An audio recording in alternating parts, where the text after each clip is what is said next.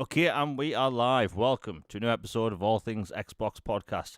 Once again, I got Logan with me. Logan, how you doing this week? Doing pretty good, Jamie. How are you? I'm good. Bit of a cold, but I mean, let's be honest. At this point, I'm sick more often than I'm not. But we'll move on. No, it's been a good week here. Lots of cool gaming news, and as I just said on Twitter, we have about 14 topics today. Which should be fun, and multiple rants, which I think will be fun for everyone listening because they actually around things that are fairly positive. But what a week in gaming news. Before we get into what we've been playing and all that stuff, so YouTube today went down in a lot of countries. Uh, who knows why? So like, if anything happens during this show live, and the audio cuts out or the gameplay in the background, which I haven't pressed play on yet. Give me a second. There we go. If anything goes awry during the show, just let me know in chat and I'll fix it. It's just technical issues today all over the place. But hey, just let me know. I'll fix it on the fly. Logan, it's been an extremely long week. What have you been playing? I've been playing Resident Evil Requiem, absolutely loving it. Been doing that. There was a new update called New Dawn for Brotato, so I hopped into that and played that for a bit. Got a whole bunch of new items for the game, and there's going to be a Beastmaster update in the next month or so, which will Nice. add a whole new character and some new weapons to use. So looking forward to that.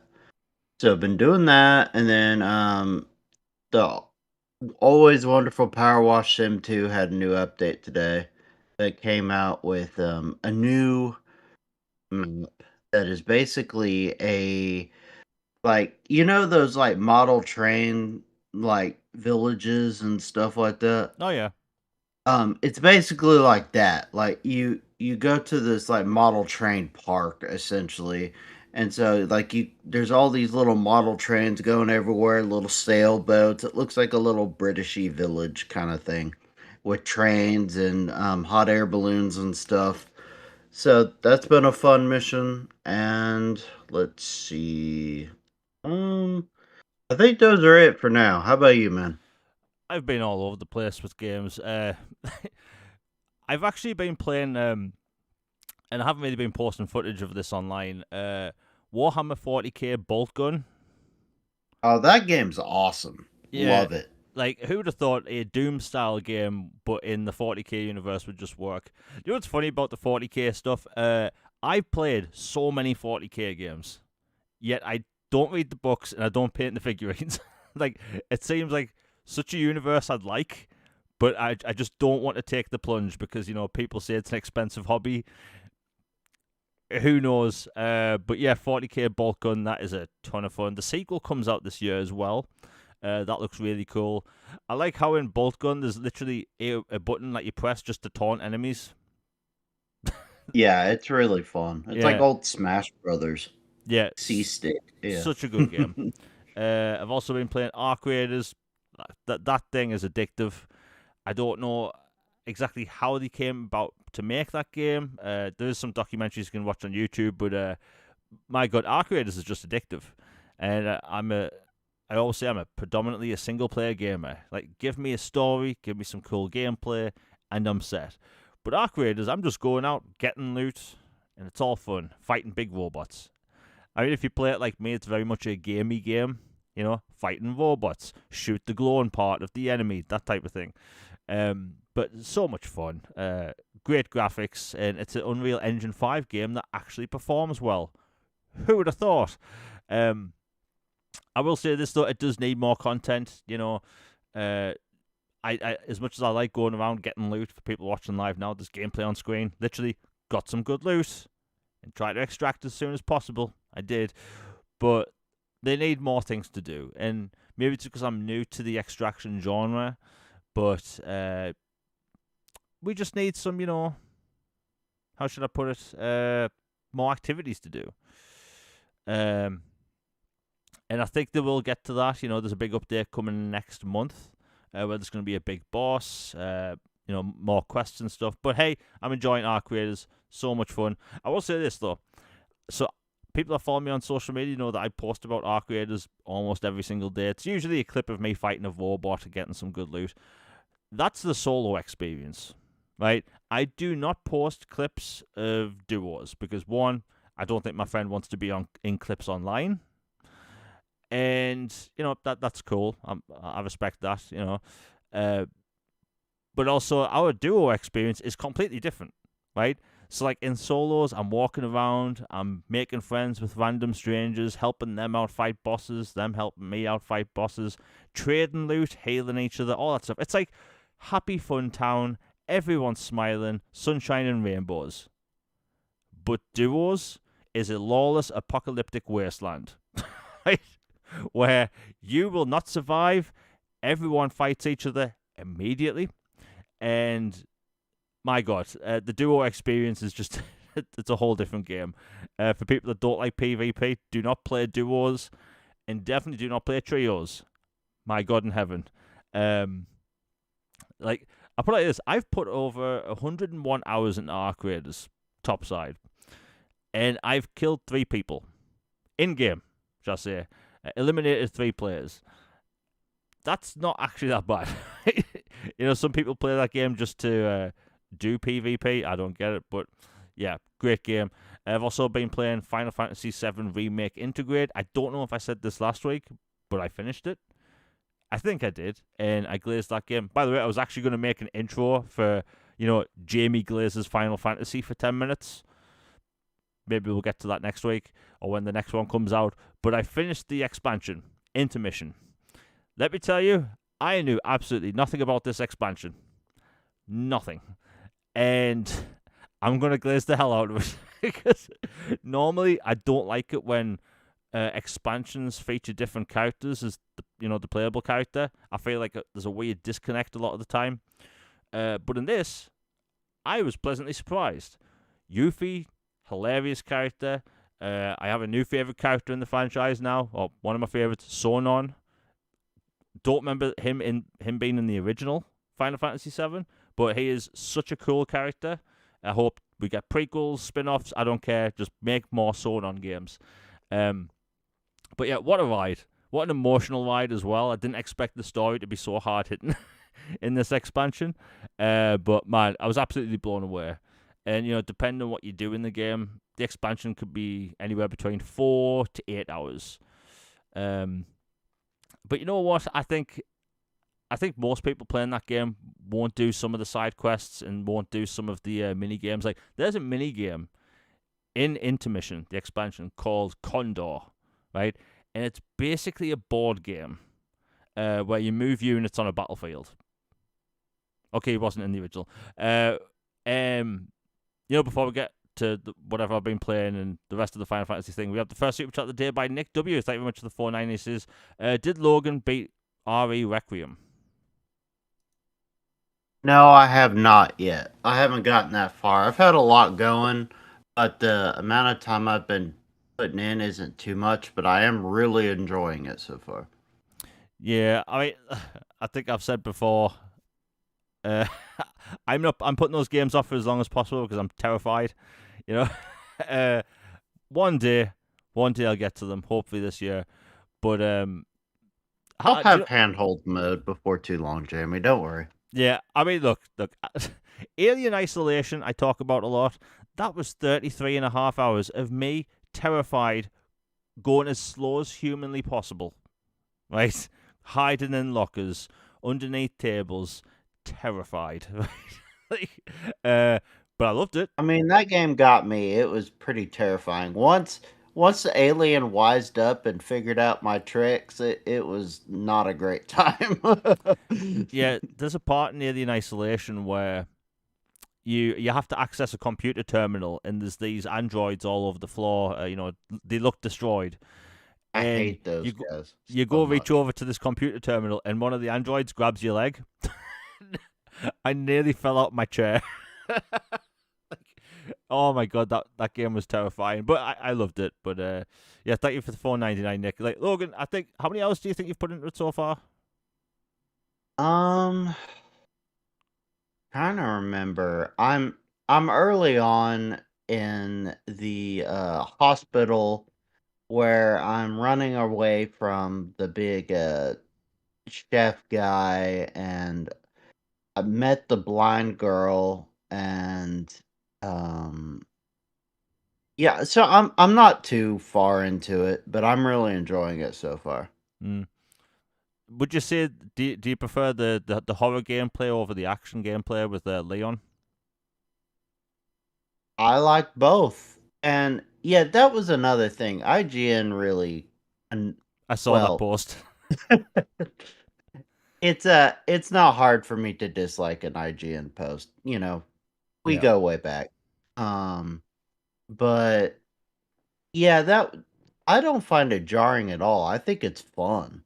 And it makes total sense to me. I mean, like, to make this into a segment, I guess, but like basically it contextually makes sense. Like people going, "Well, it's so jarring. You go from this to this." I'm like, "Well, no, Sherlock. What do you expect to happen?" It's like you're this girl fresh out of Quantico, and she has just this little tiny 9 mil, and then she loses that, and then she has to find something else, and she clearly has some anxiety disorders and some other things going on, and she's just traumatized, and she gets thrown into this world out here dealing with all this. And like even when she has the gun, it's like her hands are shaking, and like when you fire Requiem, it looks like it's gonna bonk her in the face. And and she's smaller, and she just has to use her wits and be clever and eventually become the survivor. And then Leon is like, dude, I've been doing this 20 plus years. Like, this is the same old song and dance. Like, give me a rusty knife and a trash can lid, and I'm ready to go against anything. And it's just a completely different experience. And I love that they're in the same game. I don't get the take that you can't have them both in the same game. They're both done really well. And I think it helps the game because it shows you the sheer experience of this world from two different, pairs of eyes and experiences that are accurate to them. And it also, like, like in classic RPGs or like major, eh, longer games that have some pretty heavy material in them, like you'll have these sections that you're like, dude, I am drained. Yeah. Like, that section just cooked me. Like, I need to regroup. And then, like, there'll be this colossal battle or heartbreaking moment, and then there's a section of time where you're kinda just in some idyllic village for a little while, or, a forest, or you're doing something more low key. This is kind of like a horror version of that. Like, it's like, "Alright, we're gonna go from you're running for your life traumatized to flip the tables and the zombies are terrified of you." And it makes sense to me. Yeah. I mean, look, I don't think most of us agree with anything IGN puts out at this point. Um, they basically just put out the opposite of what most people think. Um, like the way I see it, like I think if you put out a game like RE9, which is clearly resonating with a lot of people, you have action for action fans and you have horror for horror fans. Everyone wins. Uh, I don't think leaning just towards action like they've done that before. A lot of people didn't like it. Yeah, Resident Evil 6. I've said before I've played the demo back in the day. I thought RE6 was like just terrible, just awful. You You are not the only one. like Chris Redfield's a part in the demo. You're running through the street, if I remember. Fighting zombies. It's like a big action game, big shooter, and then Leon's kind of this kind of horror game. And then when you're playing as this other character, I think his name was called Hunk or something, and you're fighting this giant. And I was like, what is this? I thought it was like more of like a Devil May Cry game. But that was a weird design. I will say this though, I think with them remaking games in between major releases, do you think that they'll just completely like redo not 6 with a new story? I that's a good question. I've been honestly debating that myself, whether Like, do we bother with six? Do we try to salvage six and go, all right, we're gonna just completely remake this thing because it's a steaming, whatever it is, or do we just acknowledge that it exists and it's playable if you want to for story reasons, or we can just move on from there? Like, to me, I think five has a lot makes a ton of sense to remake after they do Code Veronica and Zero, Yeah, because like those need it big time, especially Code Veronica. yeah, But like five, like you can like to me it always seemed like a missed opportunity that they didn't tie in Billy's storyline at all to five, when there a huge part of his backstory was in Africa and stuff, if you remember. yeah, yeah, So it that always seemed like a big missed opportunity they could have gone back and done. Maybe they can. Maybe they toned down some things that some people were upset by. Maybe they put a little bit more horror elements into it, or maybe they just double down on the action and make it even campier. Like instead of one boulder, it's two now. yeah. Who knows? But five makes sense. I would just leave six the alone. I would just not touch six unless they're completely just scrapping it and redoing it in a completely different way. Because it's not really a spoiler, but basically in Resident Evil Requiem, by the end, she's been compiling this report throughout the whole story. And at the end, it's like Grace's report, and it'll like show a timeline of all the Resident Evil canon and events and the reworked timeline and how everything stacks up, and it references all the games and all the stuff. So, I mean, technically, the events of six are covered in there, so it's not like you have to make another one of that game Yeah. because it's so awful. But if they want to mess with it, you can't just remaster that one. You really have to remake that one. Mm. I did see footage of six not long ago. I think six still looks good. Um, Yeah, that wasn't the problem. yeah. And I say in chat like Shizno liked six, but I think my problem with six, and bear in mind this is just off the demo. I've always been more of a fan of the classic Resident Evil games. RE2 I could talk about all day. I love that game, the original. I still want them Are to you a make it. tank control or modern control guy? Do you know what? I actually like both. um, Same.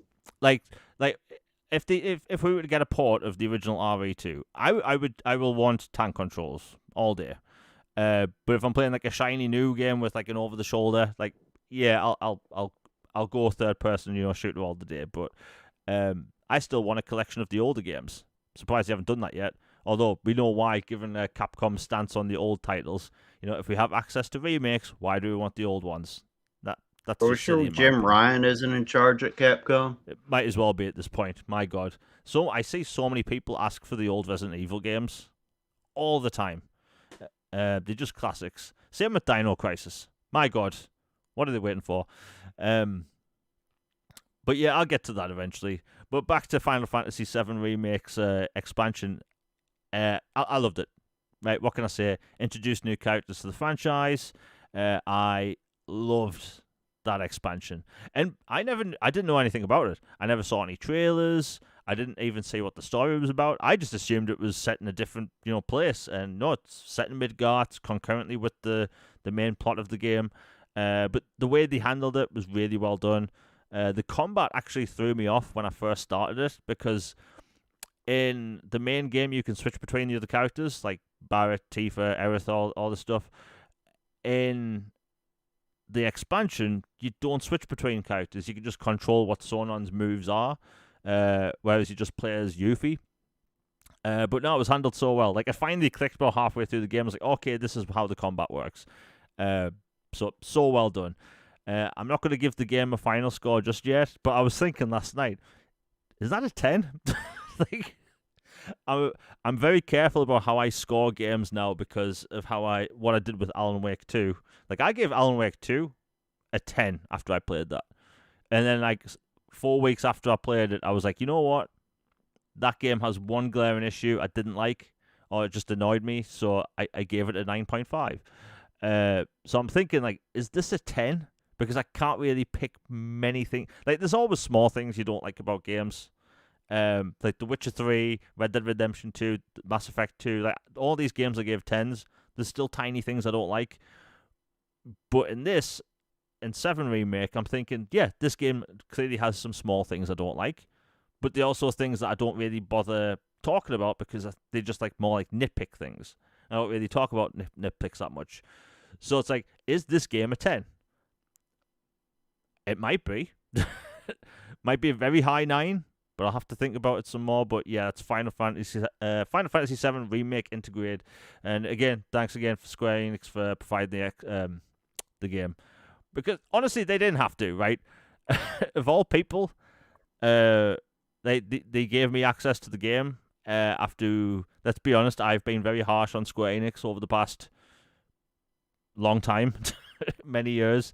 But they did anyway, which was nice.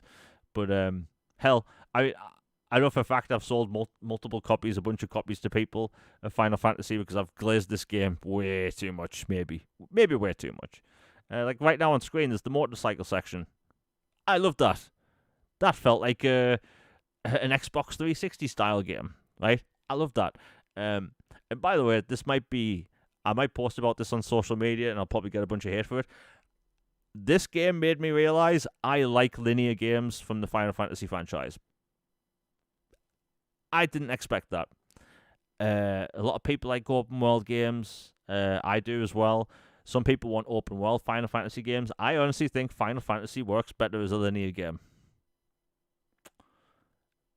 Maybe a bit controversial. Like, Logan, what's your stance on that? Open world versus linear for Final Fantasy or games in Just general? Final Fantasy. Um, that's a good question. I grew up with the open world ones like, 7, 10.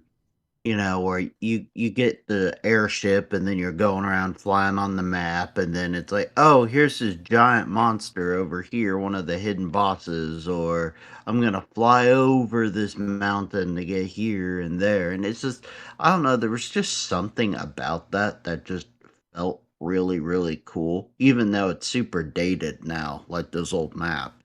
But again, I also like linear because I feel like you can what you sacrifice in scope and scale in linear, you make up for the amount of depth and quality and detail you can put into that area and make it like, man, this one section was like this village we went to, or this like slum, or this, mountain labyrinth, or whatever place we went, is just like that was truly iconic and memorable, and like just so much happened in this area. And versus it's like, yeah, I went here, there, after a while they all kind of blend together. And so I can see both, honestly. I'm not picky. As long as they do a good job, I'm happy with either. Yeah. I mean, I like the open world ones as well. Like, I'm on the. Like, look, we all know Final Fantasy 15 split the player base. I like 15. I enjoyed it. I thought the story was cool. I think that game is gorgeous. The fact that you drive around in a car in a Final Fantasy game, I thought was really cool. Very different though. And that's one of those games I just want to go back to and replay at some point. But there's just too many games, and they've fixed a bunch of stuff since then. Fun fact: do you know you can play Final Fantasy 15 in first person? It's weird in a cool way. But yeah, and I bear in mind, I also like Final Fantasy 13. You can't get any more linear than that game. It's just a bunch of corridors. But I will defend that game with my life. I love that game. But yeah, it's Final Fantasy 7 Remake Integrate. What else can I say? Oh, and I've also played Mafia the Old Country. I'm almost done with that. Close to the end of the game. I've also been playing High on Life 2. I've been mainly doing side missions in that game. That game's just a bunch of fun. But yeah, Mafia the Old Country especially, that game, I think if people have been wanting a shorter game, maybe go for that, because you can do it in about, it ranges between 12 to 20 hours, depending on the collectibles. But, Logan, have you noticed people call, like, shorter games, or I should say more linear games, like, people refer to these games, such like Space Marine 2, people will call them Xbox 360 games, right? Hmm. And people talk about them positively. I think, there's a need for more games like this. I'll even use High on Life 2. That isn't a super long game from what I can tell. The first game wasn't long. And that's a hub world style game. I don't know. I've been like talking about this a lot on social media recently. Like, I love open world games. We're going to be talking about Crimson Desert in a bit. Let me tell you, I know for a fact I'm going to be playing Crimson Desert for months, right? But that doesn't mean I don't want more linear games as well. I just think we need more variety. But anyway, that's what we've been playing. Actually, before we get into all the news, I want to talk about a film quickly. Because a film came to Netflix on Friday, and I think gamers need to watch this film. It's called War Machine. And I've noticed every time Netflix puts out a good film, everyone turns into a movie critic. you know, the story's a bit redundant or, pretentious or whatever, right? I'm putting out there, if you like the plot of Predator and you like Metal Gear Solid, watch this film. It's like an hour and 40 minutes long. It's literally Predator with a Metal Gear. Logan, I'm guessing you haven't watched this yet. No, I have not. Yeah, literally the plot of Predator, beat for beat, but it's good. So any gamers listening that like Predator, like Metal Gear, watch it. I'm surprised nobody else is like, I'm surprised Konami doesn't want to sue Netflix because it is blatantly a Metal Gear. Like, blatantly. Just all of its weapons, Metal Gear weapons. The way it sounds exactly like a Metal Gear. But yeah, that's what we've been playing. Now, we have literally 14 topics. We have to get through all of them. This was just a topic I added because people are losing their marbles. So it looks like Fortnite are going to start raising the price of V-Bucks. Now, as you know, in the gaming space, every time a company raises the price of something, we have to go absolutely, nuts and demand better. Weirdly enough, I'm not seeing a lot of reaction online over this because, Fortnite is basically the biggest free-to-play game on the market. And nobody's talking about it. And yeah, it all is an algorithmic thing as well. It could be like the people I follow, maybe they don't play Fortnite, but it seems like a really big story, and their reasoning, and I haven't seen a company directly say this before, they're raising the price of V-Bucks for Fortnite to, quote-unquote, help pay the bills. This is epic. Yeah, that's what happens when you pick a fight with Google and Apple.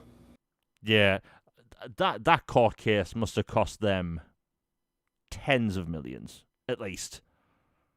But hey, it is what it is. Logan, I know you don't play Fortnite. I don't play Fortnite. What's your thought on their reasoning of raising the price of V-Bucks? Because this is the world's, biggest free-to-play game. Hey, I get it. And I'd much rather somebody give me news straight Yeah. than come up with some bull that everybody knows is a bunch of junk. I just be straight up. It's like, yeah, we got to pay the piper. We spent all this money, trying to fight these fights on this storefront for whatever reason, and we got to raise the price, and that's that. And like, I get it. Like, I don't like it, obviously. I don't like people raising prices on things in general. Yeah. But hey, it doesn't affect me at all because I am one of 5 people who have never played Fortnite, period. So have fun with it. Yeah, I get you. I mean, look, Fortnite, it has a huge player base. It's not my cup of tea.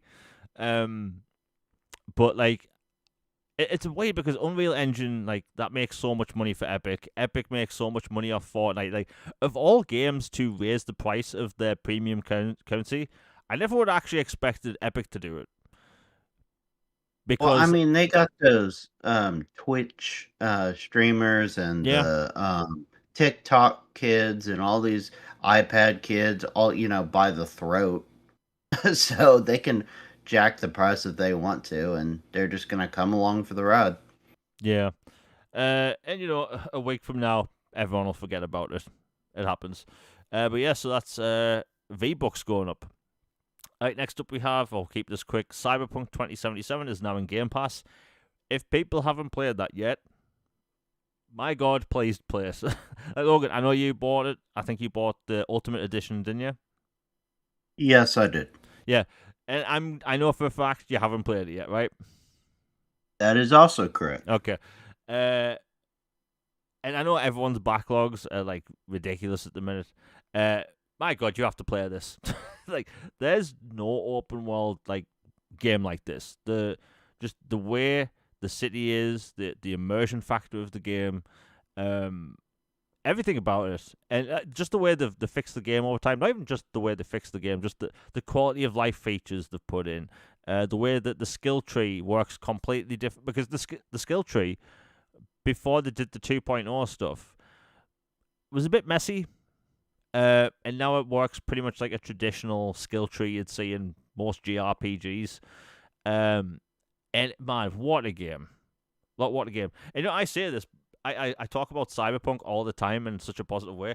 Truth is, I've never actually finished it. I always get to a certain point, and then I have a long break, because that's what I do with great games I like. And then I just restart the game. I did the same thing with The Witcher 2. I'm annoying like that. But my God, I'm probably going to finish it in the next month or so. But yeah, Cyberpunk 2077 is it's a huge get for Game Pass. There's so many hours of content there, and you also have the expansion to get at some point, and the expansion's on sale all the time. So if you're just playing it via Game Pass, like the sale for that is usually 50% off. It's on sale all the time, and that is basically a whole game in itself.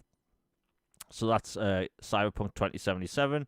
I think that if people haven't played Cyberpunk 2077 and the first person thing puts you off, don't let it.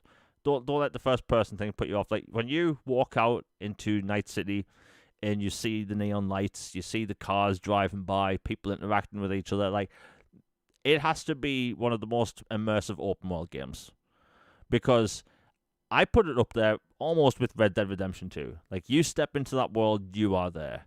And just everything about that game is so good. And even like the voice acting in that game is incredible. There's a scene which I won't really spoil it for people. I'll just talk about the scenario. But like, there's a scene where you're lying on a bed next to someone, and they're whispering and talking about like life, right? And it's such an immersive thing that you don't think would work in a game, but it does. I will say this though: play it with headphones. Like that is definitely a game you want to play with headphones. Because again, the immersion factor, and it is one of those games where you could literally just drive around and listen to the radio. Right? One of the things I actually love doing about Grand Theft Auto games when I get one, or whenever we get one in general, which is once a decade at this point, just drive around the city, turn the radio on, and listen to that. It's incredible. And also for people that are getting into Cyberpunk because it's on Game Pass, for the love of God, watch the anime. It's short, it's sweet, it's like 25 minutes a pop, and I think there's like 9 episodes. That will blow your mind. And then afterwards, when you play the game, you'll realize there's places in that anime that are straight from the game. So well done. But yeah, Cyberpunk 2077, what a game. And what a redemption story. That game came out in 2020. It didn't exactly have the best launch, as we all know. I'm not going to go into that again. But when the game was fixed, nobody paid attention to it, because it was fixed the same week Elden Ring came out. So, like, you had this mind-blown game like Elden Ring, and you have Cyberpunk, which was fixed, and it had its free next-gen upgrade, and nobody paid attention to it, right? And it's funny because, like, I was posting my clips on social media at the time. This was like 2 days before Elden Ring came out, and I was accused of being paid off by CD Projekt Red because I was being really positive about the game. No, I wasn't paid off by CD Projekt Red. I mean, if they want to sponsor the channel, that's all fair and good. Have at it, whatever. But yeah, great game. You know what, Logan? You want to talk about this? Nightdive Studios, arguably one of the best remaster studios in the world, and it looks like they're coming out with some new games. Yeah, they apparently have numerous projects in development that they're going to reveal later this year, but they had two quick little surprises yesterday at GDC. They finally revealed their long-awaited Sin Reloaded. And for those who don't know, it's another 90s era FPS, in the vein of, Duke Nukem, Quake, all those shooter types. And it's really cool. They've remastered it. They own the IP just like they do System Shock, and it's finally done, and it will be coming out later this year. So, and it's coming to consoles as well, and it'll be day one for me. Like I always trust Night Dive. They haven't done me wrong yet, so that's coming soon. And even sooner is they revealed a brand new expansion and update for Blood Fresh Supply, the remaster for console, that adds like an extra chapter or two to some of the missions and some quality of life features and stuff. So that will be coming this month, and then Sin is later this year. Yeah, I mean they put out good remasters. I think the best example you can use is Star Wars Dark Forces, where they basically remade a lot of the assets for that game because the original had 2D sprites and this game has full 3D models. Um, I honestly don't know why they just didn't call it a remake. They may as well have done. Um, they do such a great job, and it's one of the reasons why I keep port begging the Chronicles of Riddick games to get remastered, and I will continue to do that. And I always highlight Nightdive Studios because they have so much talent. Please, for the love of everything, do seventh gen games, right? They've clearly got 90s PC games in the bag. They've clearly got OG Xbox games in the bag. For the love of everything, please do seventh gen games because there's so many trapped there. You've got the Saboteur by EA. I mean, you've got any amount of Star Wars games I can mention. Like the Star Wars The Force Unleashed technically doesn't need a remaster, but I think that could, honestly, I wouldn't mind doubling up on achievements. But there's just so many different games they could do. Like, look, I'm sure the seventh gen games you want them to remaster. Oh yeah, I mean, there's a ton. Like QuakeCon will be coming up Oh yeah, at some point, and they yearly have a fresh new remaster remake at QuakeCon, and it just so happens to tie into another topic we have that Quake got its trademark renewed and updated. So apparently, something Quake is in the not too distant future. Put two and two together, I reckon there's a good chance we'll get a Quake 3 or Quake 4 remaster at QuakeCon this year. That would be my guess, following their pattern of every year having something at QuakeCon. Those are like the two prime candidates at this point. yeah. Isn't that where Hexen and Hectic were announced last year? Yep, and Doom 1 and Doom 2 remaster collection, Doom 64. Yeah, like they have Quake 1, Quake 2.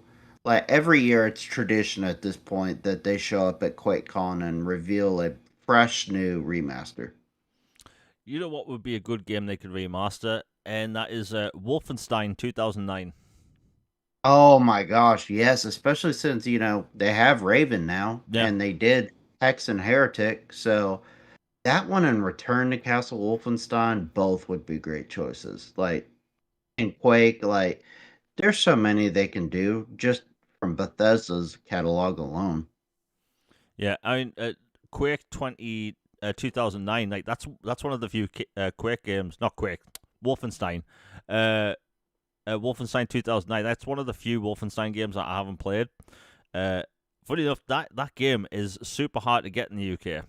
Like, it's sold out. I don't know if they had like a limited print or something, but if you're like me and you're collecting 360 games at the minute, my god, some of these games are just so hard to get. So hard to get. But yeah, hopefully we see some news this year. And it is Nightdive, so I'm sure whatever they do is good.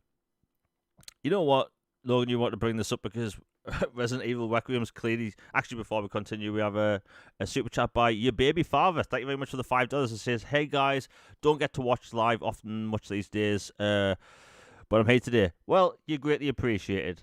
We always see people pop up that can't really, watch live all the time. That's always cool, As long as you're enjoying the show live afterwards, that's all that matters, really. And the $5 is greatly appreciated. It all gets put back in the channel. I have really cool things planned throughout the year. Someone did ask before, where have the monthly list videos been? The truth is, my health this year has been terrible. It's been absolute mess. I don't really talk about that much serious stuff because I like to joke around, but I don't like to be serious too much. My health problems have been the reason why I haven't gotten those videos out. That is starting from April. I did actually make one for March.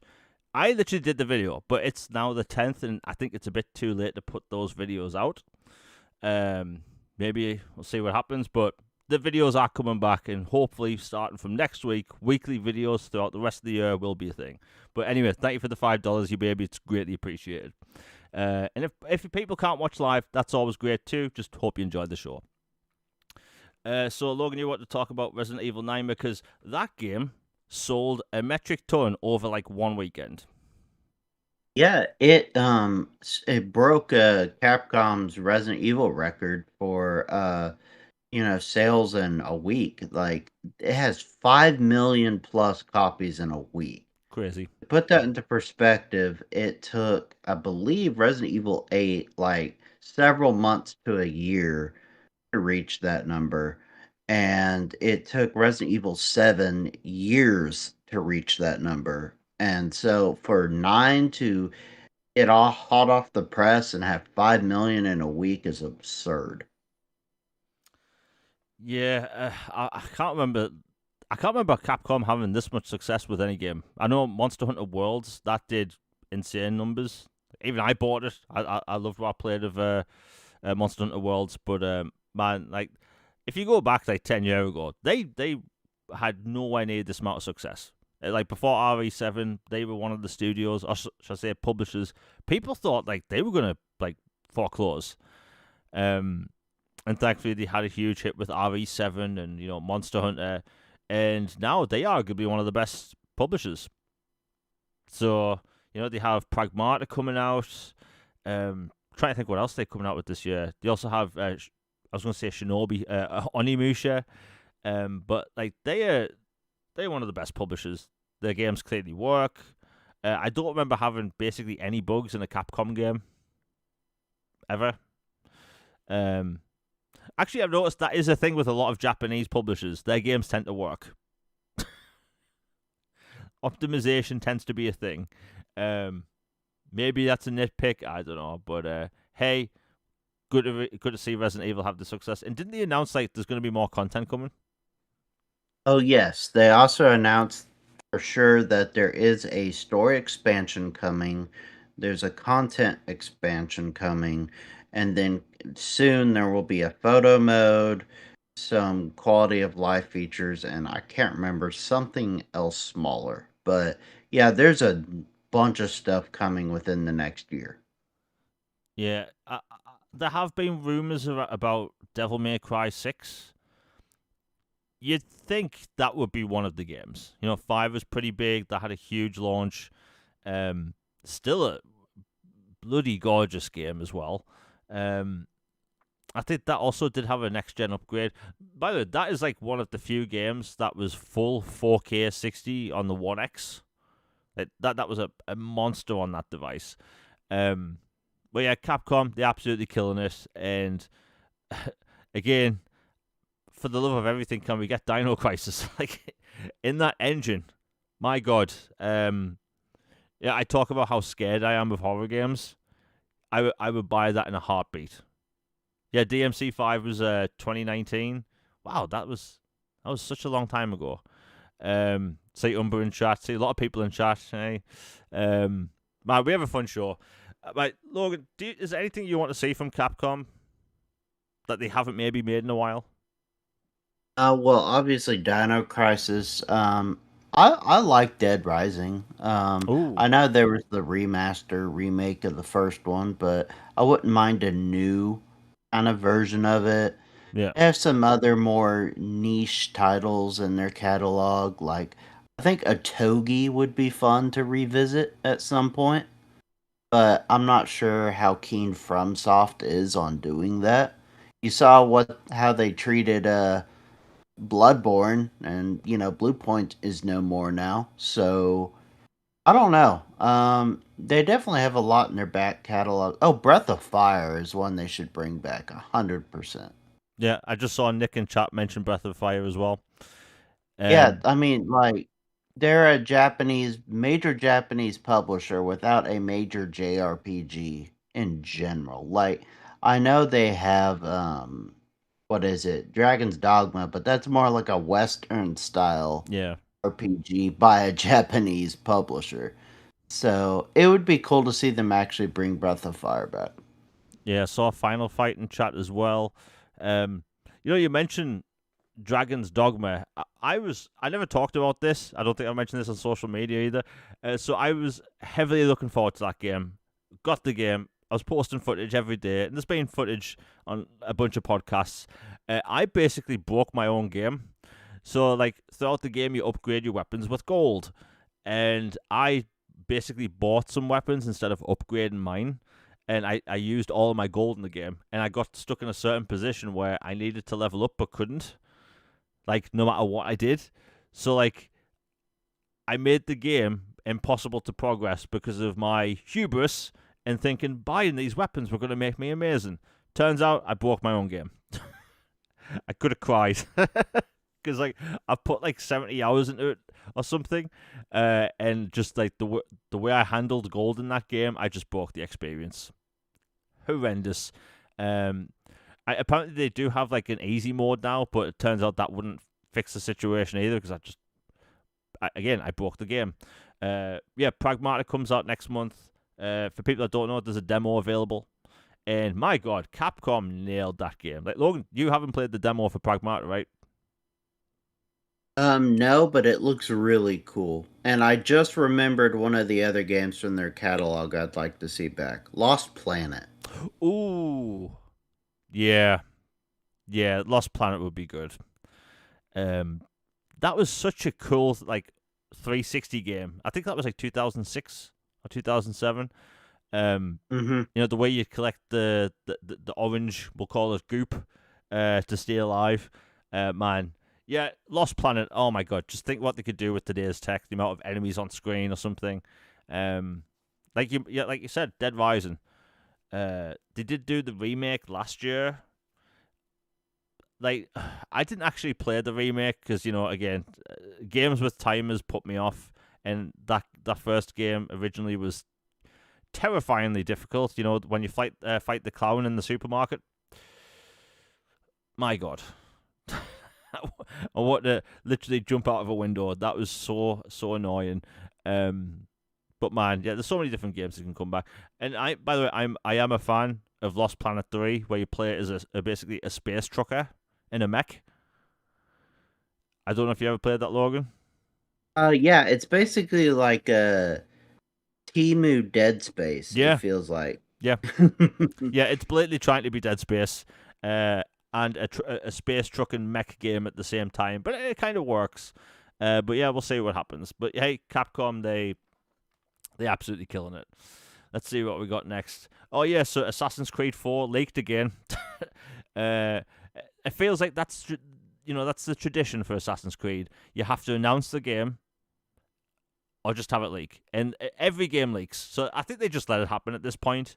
So basically, for people that don't know, a bunch of art leaked for Assassin's Creed. What's called Assassin's Creed 4 Resynced, and we don't really know much about it other than, they've changed the movement in the game. It's going to have a seamless open world, apparently, because basically the game would kind of load into the cities. So apparently that's going to be, one big open world. Apparently the modern world stuff has been cut. Honestly, I'm indifferent about it. I can see why they cut the modern day stuff. But I could also understand why people would want that, because it did add to an extra element. But, the whole stuff, bit of a tangent, the whole stuff what they did with Desmond in Assassin's Creed 3 really put people off, and we didn't get a conclusion to it. So what they did with 4 was completely go in a different direction with a different character, and we never saw a conclusion to Desmond's story. So I get it. I get it. Logan, you've definitely played AC4, right?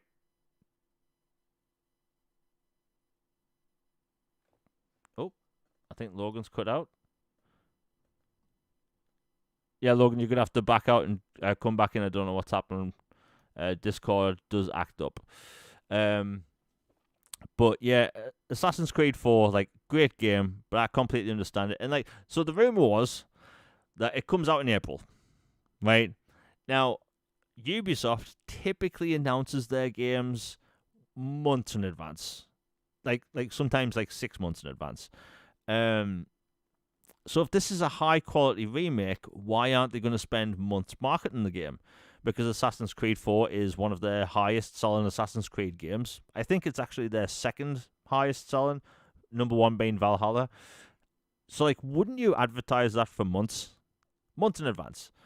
I don't know. Ubisoft seems to be in a weird place at the minute. They cancelled the Prince of Persia game that was apparently finished. That's just sitting on a server somewhere.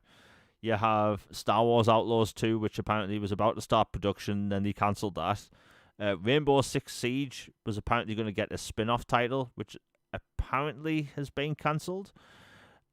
But you have Assassin's Creed 4, which is a sure thing. That thing will make money. I've yapped on about it enough in the past, but in Assassin's Creed 4, you can't crouch. It sounds like such a novel thing for a stealth game, the ability to crouch. Well, in 4 you can't, so you're just slowly walking behind buildings, turning the camera around to make sure that the enemy can't see you. Well, apparently the movement's completely redone from the new one. I think that'll work. It's basically going to sell millions.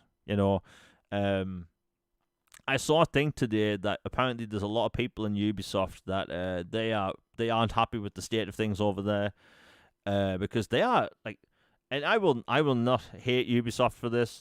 They get a lot of hate about everything, right? Yes, they've mistreated the Splinter Cell franchise by not doing anything with it. Rainbow Six is now a live service game and nothing else. Ghost Recon, all they had to do was make a sequel to Wildlands, and what they did with Breakpoint at launch. Now it's a great game, but at launch, it wasn't what people wanted. Star Wars Outlaws, what a messy situation, because they had so much potential for a sequel. Really think about it. Star Wars Outlaws is so much fun, right? I don't care what anyone says. The space combat is simplistic, but it's fun.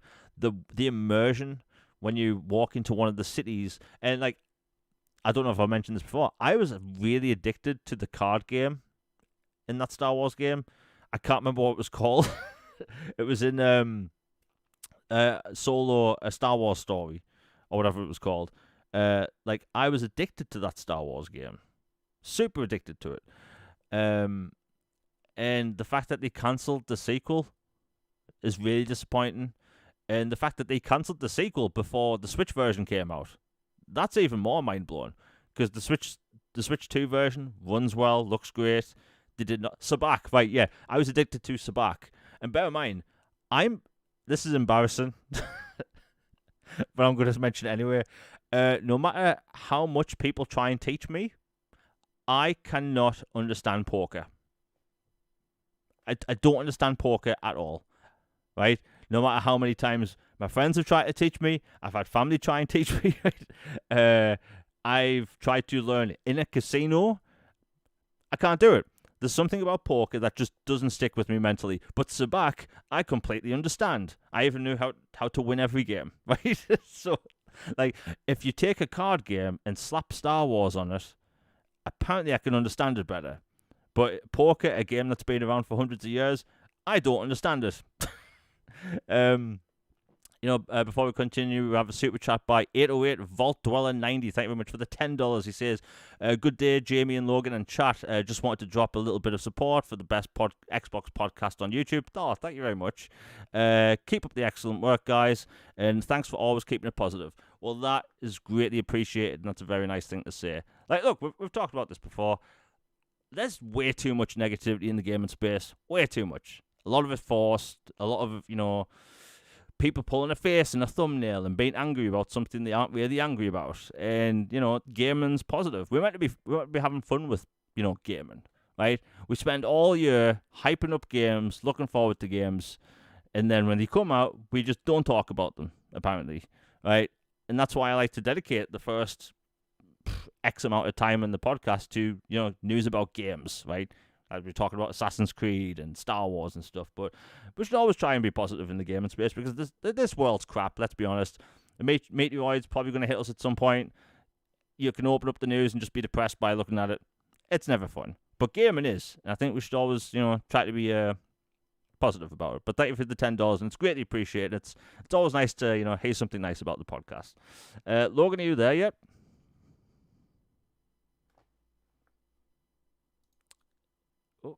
Oh, yeah, he hopped out. Yeah, just hop back in. He'll get back to us. Discord has had problems, and as I said before, Logan has had Discord issues in the past, but YouTube has had problems as well. But, we'll talk about that when he jumps back in. But Assassin's Creed 4, if they put in the, modern gameplay elements, such as crouching, the ability to, stealth through certain obstacles, a lot of buildings you could actually enter in Assassin's Creed 4. Maybe they've put even more buildings in. There wasn't much reason to go in buildings in 4 other than just passing through the town. But if they fix all that stuff and, they've taken out the modern stuff. So for people that don't know, and this isn't really a spoiler, the modern day element in Assassin's Creed 4 is first person. And you basically go around from computer terminal to computer terminal, basically passing around information. It's not the most fun and glamorous thing to do in the game. But like when you hop back in and you doing your pirate adventure, I'll put it out there. I think Assassin's Creed 4 is actually the best pirate game. There's no game like it. And I think a lot of people that a lot of people that have never played Assassin's Creed 4, they're going to eat this up. I think even though it is a quote-unquote remake/remaster, it's probably going to be one of the best-selling games of the year. If there's no bugs at launch, it launches at the right price. I will say this, they can't launch it at $70. It has to be $50. That is the hill I will die on. Games should not be $70. But hey, I'm sure a lot of people will be into Assassin's Creed Remake when it's announced. If it is coming out in April, they have to announce it in the next couple of weeks. They really do. I did see something, I don't know if it's real, that it may be digital only. That would be disappointing as well, because I have every Assassin's Creed game outside of Mirage physically. So, we'll see what happens there. But hey, Assassin's Creed 4 Remake, I'm sure a lot of people are going to eat that up. It just goes to show, maybe Ubisoft is learning. Before we get Logan back in the show, yeah, he's had problems with Discord. We've had this problem before. He'll jump back in a second. But, Ubisoft gets a lot of hate. Developers over there, I know for a fact, are having a rough time because, they do get a lot of hate. And even though I do complain about Splinter Cell not being a thing at the minute, they have a lot of cool people that work there. And it's not their fault that they have these higher-ups that just don't know what they're doing. They do make the occasional great move. Recently they announced that Metal Gear Solid content is coming to Rainbow Six Siege. In fact, it's there now. And my God, for me being a Metal Gear Solid fan, I really want to download Rainbow Six Siege just to play the Metal Gear stuff. But but I'm contributing to the problem that way, aren't I? Um, they also have like the Division 2. The Division 2 is still getting content. And for people that don't know, it's actually getting crossplay soon. So if you want to play it, it's also in Game Pass.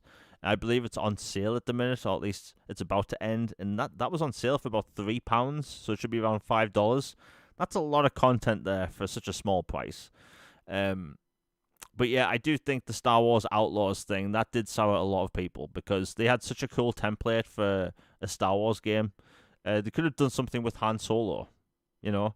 Um, the ideal thing for me would be to get Troy Baker to obviously voice Han Solo and just do a new smuggling game with a new set of characters. I don't know. They had so many different opportunities, and I was so excited when EA announced that they wouldn't be, having exclusivity to the Star Wars license anymore, because you had Ubisoft, you had THQ Nordic, Focus Interactive, all these different publishers could have done something with Star Wars. And it really feels like ever since EA, no longer has exclusivity to Star Wars, it feels like only one other publisher has put out AAA games, and that's Ubisoft, and that's one game. The rest have been EA. EA has cancelled a bunch of Star Wars games. They actually cancelled a Mandalorian game 2 years ago, which I could cry myself to sleep about. But it is what it is. I'm sure we will see more stuff in the future. Let's see what we got next. Let's see if Logan's joined yet. Yep. So what I miss? Sorry Okay, about that. there he Internet. is. Yeah, Discord has issues. Don't worry about it. We just talked about how Assassin's Creed 2 Remake is basically, it's coming, and it looks like it's coming in April. Like, you played the original, right? Yes, loved it. And what do you think about that? Because the rumor is the new remake or remaster will not have any of the modern day stuff. That I don't know what I think about that, because back in the older Assassin's Creeds, at least, like, it felt like the modern part was a big, you know, selling point, or also like tied it together. It's like there's this lineage of assassins or Templars, and like through your genetic code, you can go back and live through an ancestor's memories to try to figure out these things or experience this or that, or maybe change something. And it's just, I don't know. Like, I know the modern wasn't the most popular for some, and in some of the newer games, it got pretty just monotonous or watered down. But in the older ones, it was important. So I'm not sure what I think about that. Yeah, because they did deviate with 4 where it went first person and you were playing as that dude in the office. Can you remember? Because that was a long time ago. But like, I think it would just put a lot of people off. But we'll see what happens. I mean, again, it's just rumors and stuff. But the funny thing is, the end of this topic, I'll say that normally you could say rumors are rumors. Well, Ubisoft just indirectly announced it the other day. So they had a blog post about the future of Assassin's Creed. They have new creative heads, which is great. But they also, just at the bottom of their post, said, rumors are rumors and all this stuff. Don't believe them all. But also Assassin's Creed, 4 remakes happening. And Yeah, just that stay was tuned funny. just stay tuned to the horizon. So they've basically announced it and showed us some art. The art is basically 1-to-1 of the original art, but that was hand drawn art. They're not really going to remake hand drawn art, but I'm optimistic. I love AC4. It is the best pirate game in the world. Like, you could spend hours just sailing along, listening to sea shanties, and just hunting other ships. Like, that was just such a really cool thing about that game.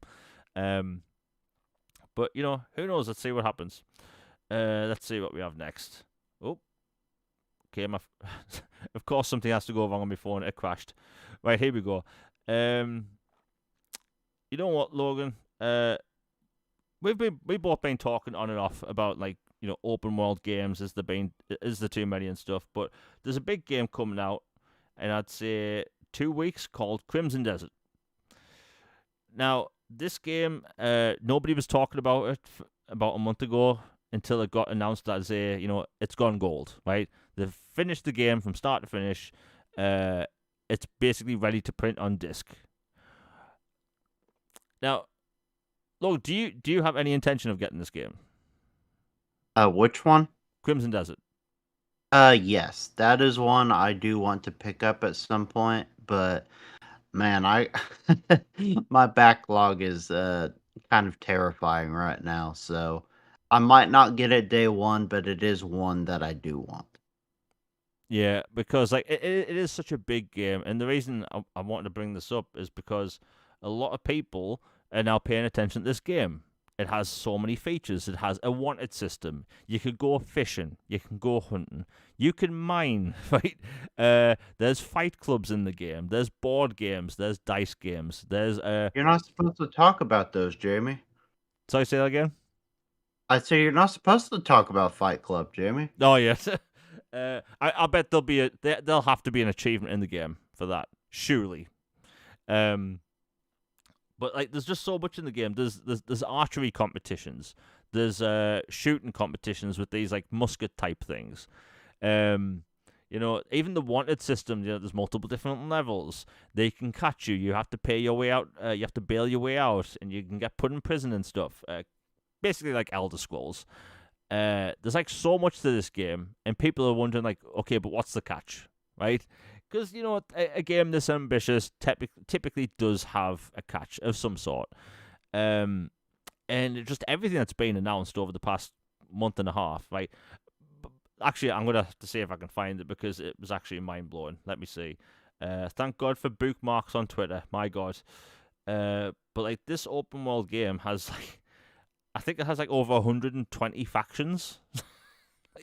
Good grief! Like, are they like major factions, or does that include just like the local kids, or is there like just a hunters thing, or like what does that even mean? Yeah, so apparently factions have different camps, and some camps have like full on castles. Oh So wow! So this is like big time, big time. Okay. yeah, so like basically when they keep referring to it as a continent, I was thinking, what do they mean by continent though? Because like a lot of game maps are really big. They keep saying like, oh, it's bigger than Skyrim. Skyrim's map isn't really that big, right? You can ride from one end to the other on a horse in about 5 minutes. Apparently, on horseback to get from one end of the map to the other takes over 2 hours, which is crazy. Like, Imagine if they don't give you fast travel in this game. oh my god. Well, I can confirm it does. But Okay, thank goodness. yeah. Don't get me wrong. If this didn't have fast travel, I think I don't think a lot of people would buy it. Like, I think that's one of the things about Dragon's Dogma that a lot of people didn't like too, is that it doesn't really have a fast travel system. It does, but I'm not going to go into how it works. But basically, it doesn't have a fast travel system, a traditional one, and that was a big detriment to the game. So, like, if this didn't have it in a continent-sized map, yeah, I think there would be S out of luck. But yeah, so it has like dozens, if not over 100, of different factions. There's dozens and dozens of castles in the game, which you can take over and you have to protect. You can send off your own NPC characters that live in your camp on alternate missions to get resources for your camp, so you can build stuff, buy things, and whatnot. You can actually send your NPC characters from your camp to other fortresses that you plan on attacking. Like, there's so many gameplay systems. I actually burst out laughing because, like, it does seem a bit ambitious, right? It does seem a bit too good to be true, because when I start talking about this game, a lot of people start saying the same thing. It does look too good to be true. It does look too good to, like, be a game that comes out in the modern era. And even though it wasn't announced in 2019, it's almost here. And it looks better than the game they showed off years ago. So, like, this game does have a lot of content. I have seen a lot of people be concerned about the main story. That's a valid thing to be, wary of, because we haven't actually seen a lot of the main story. There's hours of footage on the official YouTube channel. Most of it isn't main story connected. There's boss battles, there's castle raids and stuff. There's almost nothing in regards of story. But they could be keeping that closer towards launch because apparently the story's really interesting with the way factions work. Or I should say the main factions in the game. Apparently it's more like Game of Thrones, where there's different factions fighting over land. So like we will have to see what's happening with that. But I think that if you're looking forward to a new fantasy game, this could be one of the biggest games in a long time. Actually, I have the list here. Right? I've been looking for this list on my phone while I've been talking. Right, so the game has 76 bosses. It has 29 different kinds of mount. So there's dragons, there's blimps, there's mechs. Yes, that's right. The game has mechs. I did say that there's giant bears in the game you can ride. Even things like giant wolves. Next up, there's 401 different creatures in the game. Creature types. There's 467 people you can apparently interact with, which is ridiculous. Oh, I found the number. 110 factions in the game. Like, really? That's absurd. Yeah. Oh, no, it gets better. There's 573 territories in the game. Okay, how loose of a term is territory for this game? Yeah, I mean, I say territory, I'm thinking, like, is that like a town, a city, a kingdom? Like, so we don't know. But there's 94 collectibles in the game and much more. And apparently the map is at least twice the size of Red Dead Redemption 2. And I know, Logan, you haven't played Red Dead 2 yet. The map in Red Dead 2 is enormous. Like, you wouldn't ever think about walking from one end to the other in Red Dead 2. The map is so huge, and there's so much like different kinds of terrain. There's snow, there's swamps, there's lots of grasslands, there's rocky lands. There's just an unbelievable amount of content in Red Dead 2. And by the way, there's about 50% ish of the map in Red Dead 2 that isn't even used. Right? For people that have played, you know what I'm talking about. And it's just there, which you can explore, right? So if this game's bigger, over 2 times bigger than all of Red Dead 2, this game is going to have people playing it for maybe a year. I can't confirm there is a story. There is a main story in the game with a plot, with kings, queens battling each other. It looks very much like Game of Thrones. So if you're going to have Witcher 3-esque storytelling in a Game of Thrones style universe, that could be really cool. But yeah, the story is basically the main concern about the game. And I completely get that. But honestly, I'm not that concerned. Logan, is there anything about the game that concerns you at all? Well, I would like more concrete details on the story. Like, I'm not concerned per se, but like, I would like more than a just carbon paste. Oh, it's a fantasy world, and boy, I guess I gotta go save it. Some bad wizard showed up, or some, ancient deity has emerged from the shadows. They're like, you gotta give me something to work with. So, like, as long as there's like the bones and the outline of a decent story, I'm good. Yeah. I mean, look, the story has to be a big thing about this game because, look, as much as gameplay can be great, you really need a good story to hook people. And if you don't have that, then you could have as many cool features as you want. It's not really going to attach people for that long. Like, I need a main character to be interesting. And Yes. if they don't make the main character interesting, then it's going to be hard to play. And yeah, there's 3 different characters in the game. They're only really showing one off at the minute, but I'm optimistic.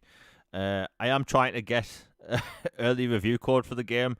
Apparently, this game is extremely hard to get code for, especially on console. Which I guess it happens a lot with big games like this. But before we get into the next topic, I will list off all the console features when it comes to its performance because people have been asking for the past 2 months basically, what's the performance on console? Because they've showed off all this gameplay on PC, and people have just assumed it's going to look like a Game Boy game when it comes to console, because it's such a... Like, Black Desert Online basically is a gorgeous game. Sometimes the performance can be a bit iffy, but that is an MMO where you have thousands of other people playing. So, like, I can understand that. But this is a whole single-player game. which you'd think would perform better. Anyway, I have the spec sheet here for Xbox. So the Xbox Series S, we'll do the S first, has two modes, quality and performance. Quality mode is 30 FPS with no ray tracing at 1080p. You also have performance mode at 720p, 40 FPS, no ray tracing. For Crimson Desert on the Xbox Series X, we have three modes. We have quality mode, which is upscaled 4K at 30 FPS with high-level ray tracing. Next up, we have balanced mode, which is upscaled 4K at 40 FPS with low ray tracing. And finally, we have performance mode at 1080p, 60 FPS with ray tracing set at low. So, yeah, I kind of saw these coming. It's very intensive game, but if the upscaling is good, and if you have a VR display, I think you're going to be set with, balanced mode. Myself and Logan, I know we kind of sit on the same side of the fence when if there's a quality mode and there's a big difference, I will go with quality all day. Yep, same. I want a pretty experience. Yeah. I mean, look, we both basically had the same impression of Star Wars Jedi Survivor.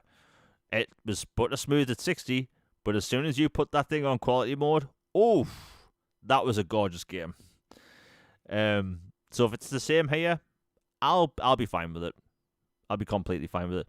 Apparently all console versions, a bunch of footage has been sent to Digital Foundry, so we will see basically all console versions in action, I'm guessing, over the next 2 weeks. But yeah, looks pretty cool. I have been asked, will this come to the Switch too? I don't know. I really don't. I know the Switch 2 is powerful, but I just don't know. Maybe that'll be like a later port, because there are studios that are specifically good with Switch 2 versions. Maybe they'll do the same thing. But all in all, I think no matter what version you play, you're going to be good. The PlayStation 5 version, that's going to look good. The PC version, look, I've seen high-end PC version footage of this. Yes, it looks good. But I think everyone's going to have a good time. Let's see what we got next. My God, we're about halfway through the topics. You know what? We'll quickly go over this. So, Arc Raiders and Marathon has been a touchy topic over the past several months, and I finally got to play the Marathon beta, or should I say Server Slam. It's PvP nature. Not really for me, If you see the footage of Arc Raiders that I usually post, it's normally chill footage. It's me fighting robots, me just having a nice time, exploring these worlds, getting, loot and stuff. I don't do PvP in those games. Not really. So Marathon isn't for me. Now, that doesn't mean I hate Marathon. That doesn't mean I think it's bad or I think it's going to do bad. I've been on the side of I think Marathon's going to do well. I think it's going to actually hold a really good player base because there are some Arc Raiders players that want a more PvP style experience. And I think they're going to get that in Marathon. And for me, as an Arc Raiders fan, I benefit most when Marathon does well because they'll make Arc Raiders better. And when Arc Raiders is better, Marathon will get better. It's competition. There currently really isn't a competition for Arc Raiders on console. Or at least there hasn't been for months because it's basically been the extraction game to play on console. Well, anyway, it just came out today that most of the players for Marathon are on PC. That kind of makes sense because you have the Escape from Tarkov crowd playing the game. And Tarkov isn't on console yet. Well, anyway, it topped out, I think, 89,000 players concurrently on Steam, which that's actually a good number. It has dropped a little. And, that does normally happen, but, people are now beginning to worry about Bungie.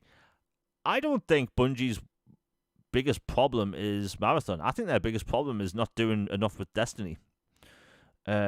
Destiny's been in a weird place for a long time. They delayed an expansion to get Marathon out. Destiny fans don't know what's happening next. They don't know if there's going to be a Destiny 3. And if you're being honest, there's no jumping in point to Destiny because they've sunsetted a bunch of content, right? They've made it so for new players, you can't really jump in and start the story from scratch. And the amount of different expansions and stuff you have to buy to get into it if you do want to, it's not basically the most consumer-friendly way to get into a game. So like Logan, you don't play multiplayer games. Like I'm guessing you've never had any inkling to play Destiny ever. I actually did play the original Destiny for a little while on a PS4 because it had some exclusive content back then.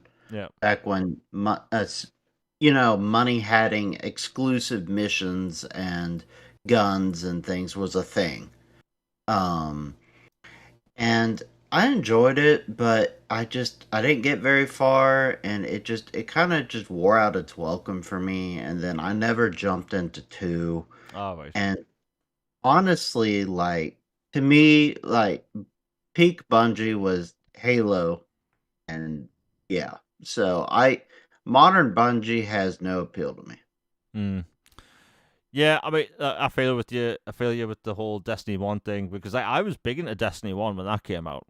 But when the whole repetitive nature came about, where you had to go and do strikes at higher levels to earn better gear, and then you could play the game at high difficulties to get better armor, and to me, it was just that you were doing the same thing over and over again. I didn't like It that. was a big grind fest. Yeah, like I remember there was a specific cave that just had random loot spawn in it. And Hmm. me and a few other people, we'd be sitting in front of this cave for hours just shooting into it. you know, going over, getting loot, going back, shooting it. And it was like, is this really what we're doing? Now, the gunplay in Destiny is god tier. It's absolutely amazing combat. But like they've made it such a hard way to get people into the game because I never hear. Like, I could open up Twitter any day and see someone saying, hey, I just got into RoboCop Rogue City or any other game, right? But I never see that for Destiny 2. And they've made it such a complicated way to get into a game that I don't think they can get anyone new on board until there's a Destiny 3. So, like, a lot of people are looking at Bungie thinking, like, what the hell's going on? Yeah, Destiny didn't have the best story. Like, it has a bunch of lore and stuff, but and by the way, I'm saying this as a single player gamer, so like, what am I saying about an online game? But I think like Bungie, they can excel perfectly at making great gunplay. When it comes to cinematic storytelling, I personally don't think it's their thing. That could be controversial. Now with Marathon, they have a very PvP focused game. The AI in that game is brutal, by the way. So if people want to play solo, you will get destroyed by AI. the opponents in that game are just ruthless. And that game does have resets. So for people that aren't really into extraction games or maybe thinking about it, basically extraction games typically have a inventory reset after every season finishes. But Arc Raiders, they decided not to do that. Some people like it, some people dislike it. Personally, I don't like the fact that I can spend months earning stuff and then have it taken away. I watch people play Escape from Tarkov and then one day they have no loot. That would drive me insane. Thankfully, Arc Raiders didn't do that. Well, Marathon does resets, I think, once every couple of months. So it's going to be this weird back and forth between, do you like PvP games? If the answer is yes, does it bother you that the fact that your loot's going to go away after a couple of months? If it's no, then you can play for the action and stuff. But basically, there's a lot of people worrying about Bungie. Look, I may be an optimist. I like the idea that Bungie can have a thriving extraction shooter, so there's more competition. Because currently, before Marathon, there was not really no competition in that space, mainly on console. If you're on PC, you have any number of them. But yeah, Bungie's in a weird spot, and all eyes are on them because look, Arc Raiders came out. They sold 14 million copies. They have no extreme monetization in the game. You can buy skins, but you can earn money just by playing the game. So like, it's a very consumer-friendly game when it comes to Arc Raiders, and you have Marathon, which has battle passes and skins, right? I don't really have a problem with that, but it just depends on preference, and I think that's how that game's going to survive or die. But yeah, all eyes on Marathon. And look, Arc Raiders, I'm addicted to that game. It ain't perfect. That game drastically needs new content. right? They need to put in new enemies in the game. Badly need new maps. My God, we need new maps. And apparently we are getting one in April, but that is one map. How long till the next map? And then the map after that. And that is the weird thing with online development these days. It's just taking so long to make content. But we'll see what happens. Let's see what we got next. Okay, Modern Warfare 4 kind of leaked again. Look, considering Black Ops 7 didn't really do the numbers I think people wanted, and look, it's the first Call of Duty campaign I haven't really finished because I don't like its game design. I don't like the way it's structured. And honestly, I've stopped doing the battle pass for Call of Duty because I don't like the weapons. I'm not a fan of Call of Duty futuristic stuff, unless it's Infinite Warfare, but that's a story for another day. But yeah, we get Modern Warfare at the end of the year, and Modern Warfare typically tends to have good guns, typically has a good story if it's a full length game. So I'm optimistic about that. Logan, you haven't played Black Ops campaign yet, have you, for Black Ops 7? No, I have not yet. Yeah. Do you think you'll play it? Because I know you like first person shooter campaigns, but after everything I've said about the campaign, is there anything about that interests you? Yeah, I like the Black Ops campaigns. I in general am one of the people who plays Call of Duty or Battlefield, whatever these games are, for the campaign.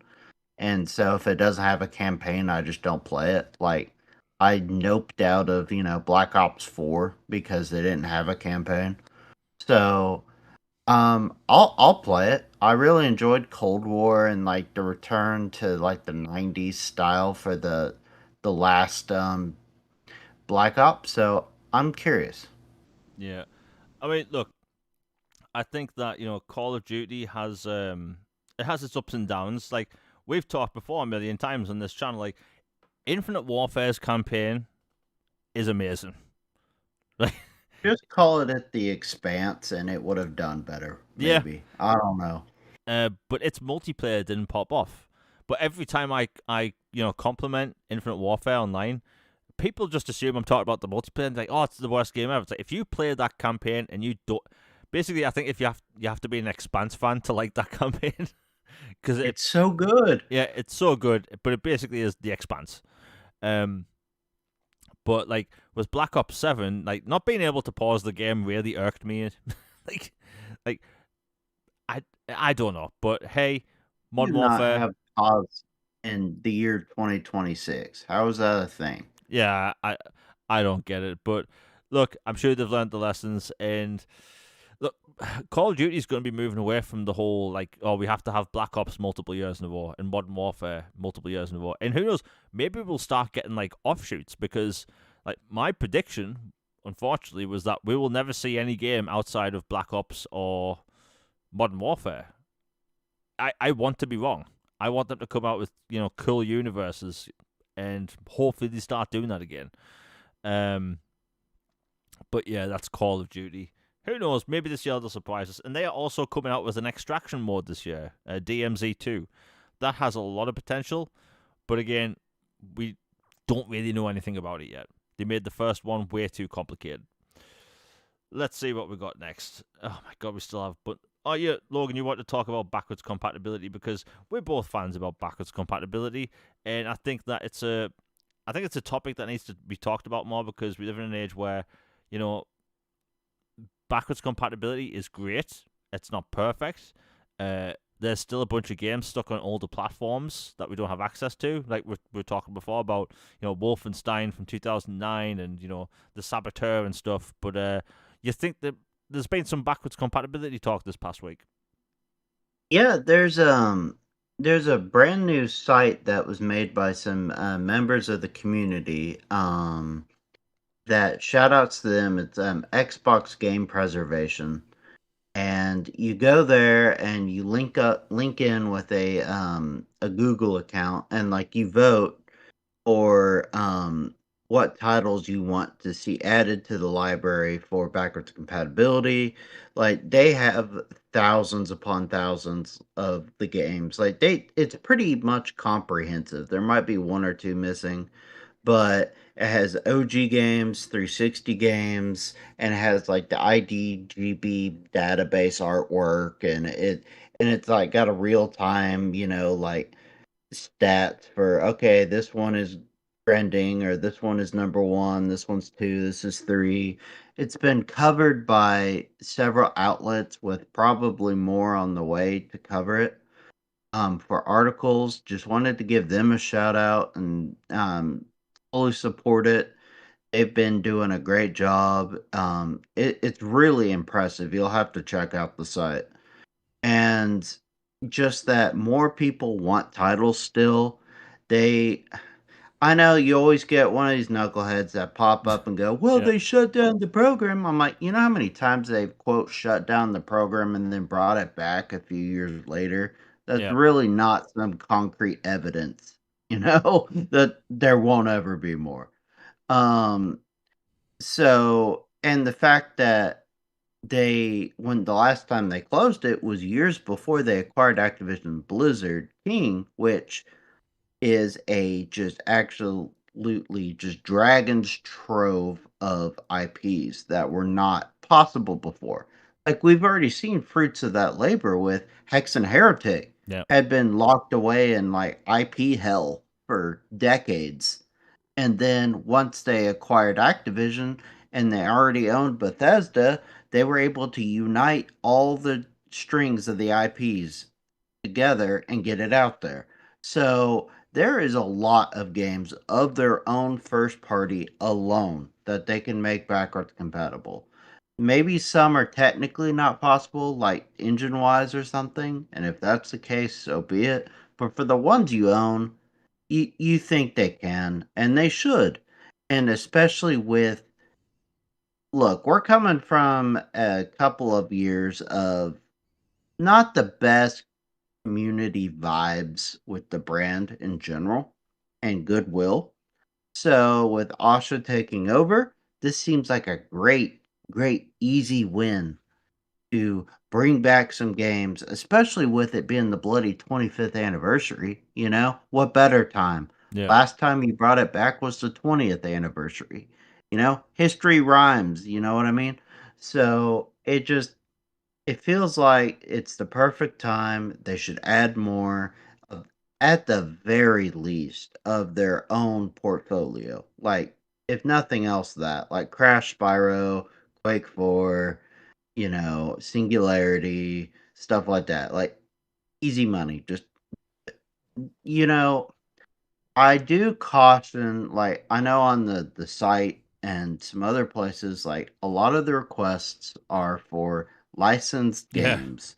And look, I love me some licensed games. I'm a Star Wars junkie, but there's a difference between having Disney as the owner of that and being a really good partner and making basically all but like two Star Wars games BC. Like Obi-Wan and then the Clone Wars game, I think are like the only two that aren't. Yeah. Like phenomenal support from Disney.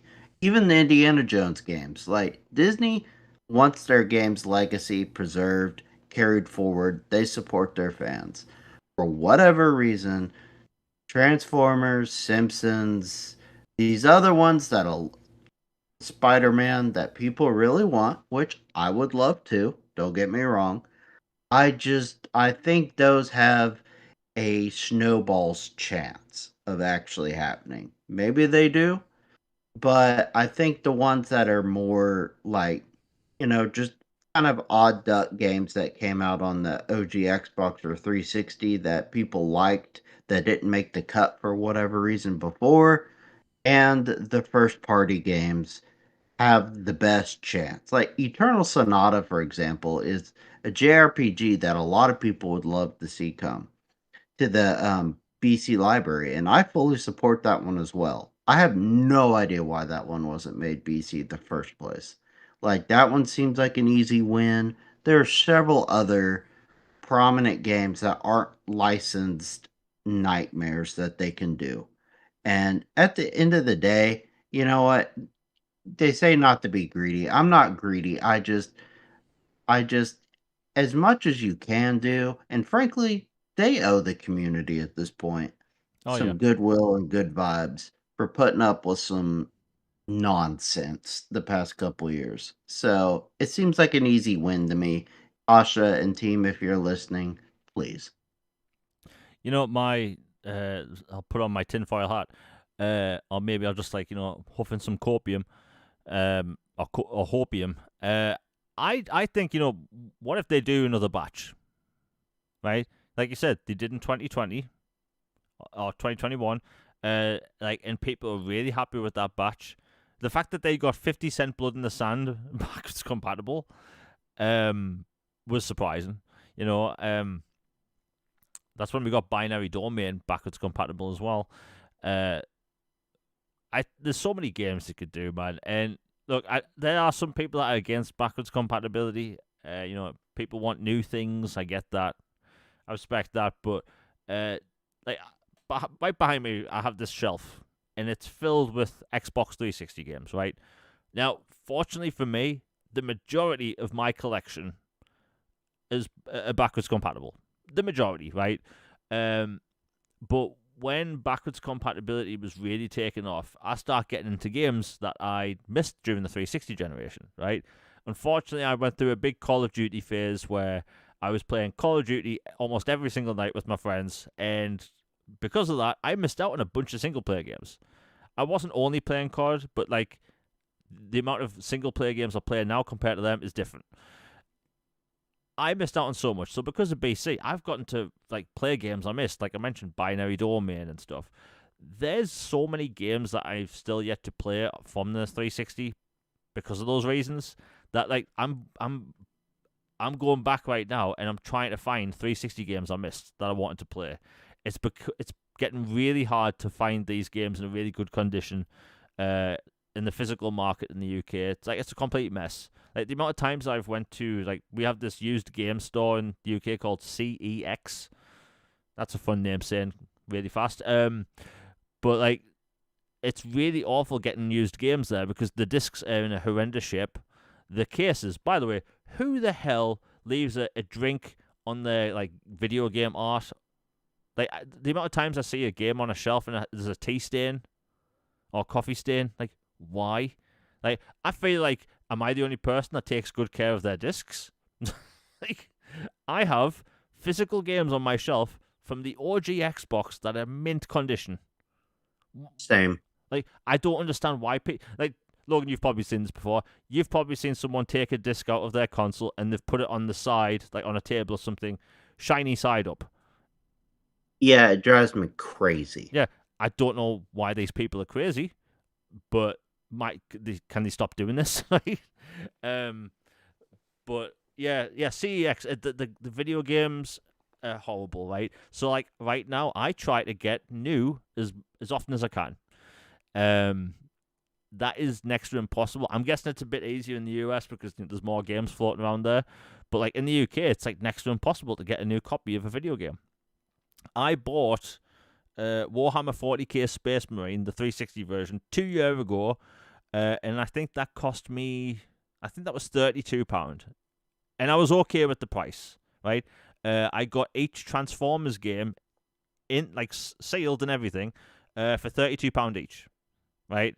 So like when I say I want these games to be backwards compatible, it's because I want to play them. My 360 Slim is still working. It's just I'd rather have everything on one console.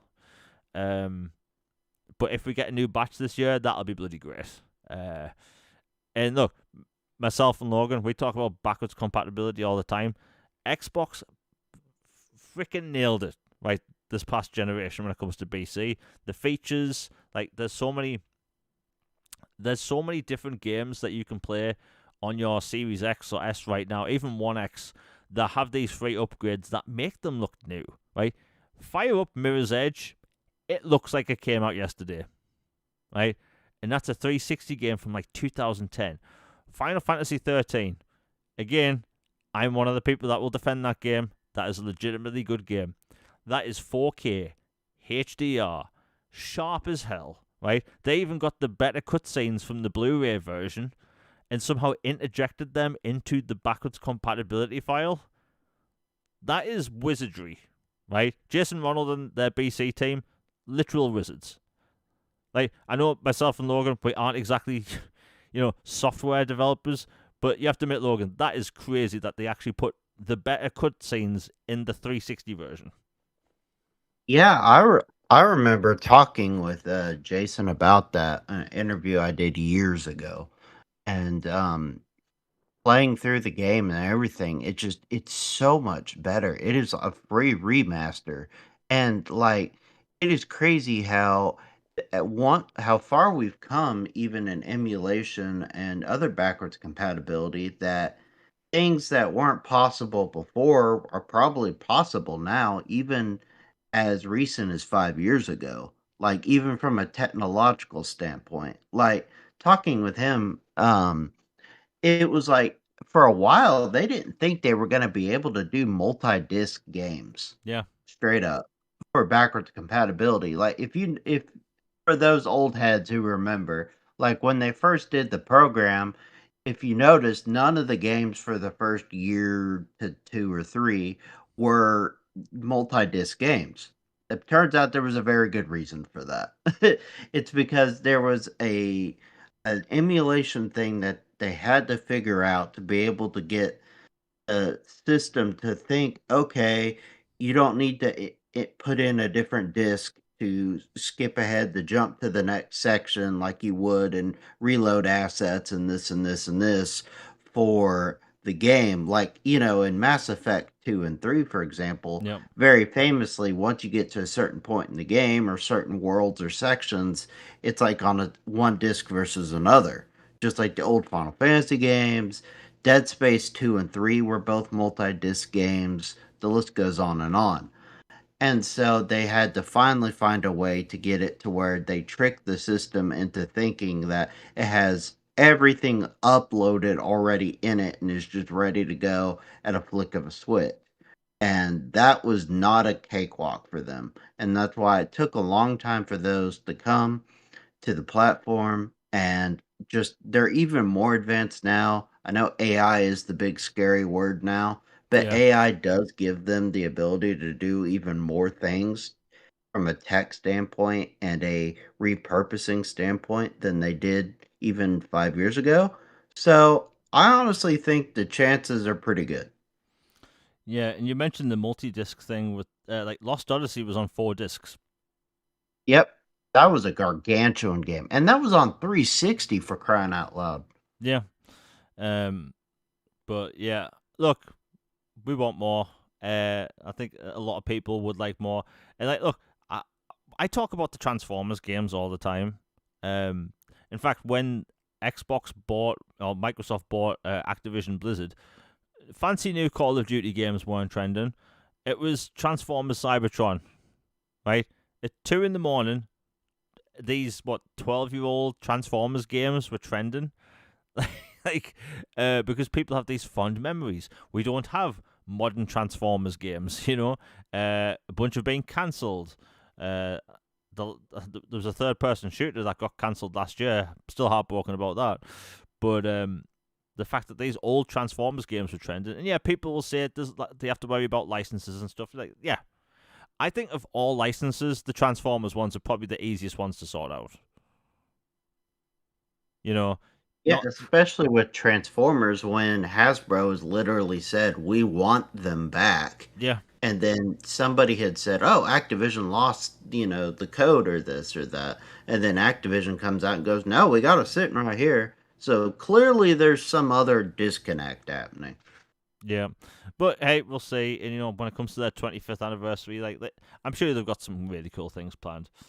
You know what? Before we continue, we've been going live for about an hour and 43 minutes. If you're enjoying the show, I hate doing these ads, but if you're enjoying the show, please hit like, share, and subscribe. It does help with the algorithm, and it's greatly appreciated sharing it out. And super chats alive if you want to support the channel that way. It all gets funneled back into the show.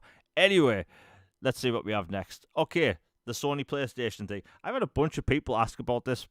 So Sony over the past, I want to say, several years or whatever, they've been putting out PC versions of their games. That's one of the reasons why they got Nix's software. They are basically a PC port studio, and they've done some excellent jobs with their ports. And, porting to PC games in general, not exactly the easiest thing because you have basically infinite variables of different pieces of hardware. But Nixus, they do a great job. And then 2 years ago, I think it was 2 years ago, they came out with, or should I say PlayStation, they came out with Lego Horizon Adventures, but it was the first day one game that was also available on the Switch. Right? That's a big deal, right? Single player game available on Switch and PC day one.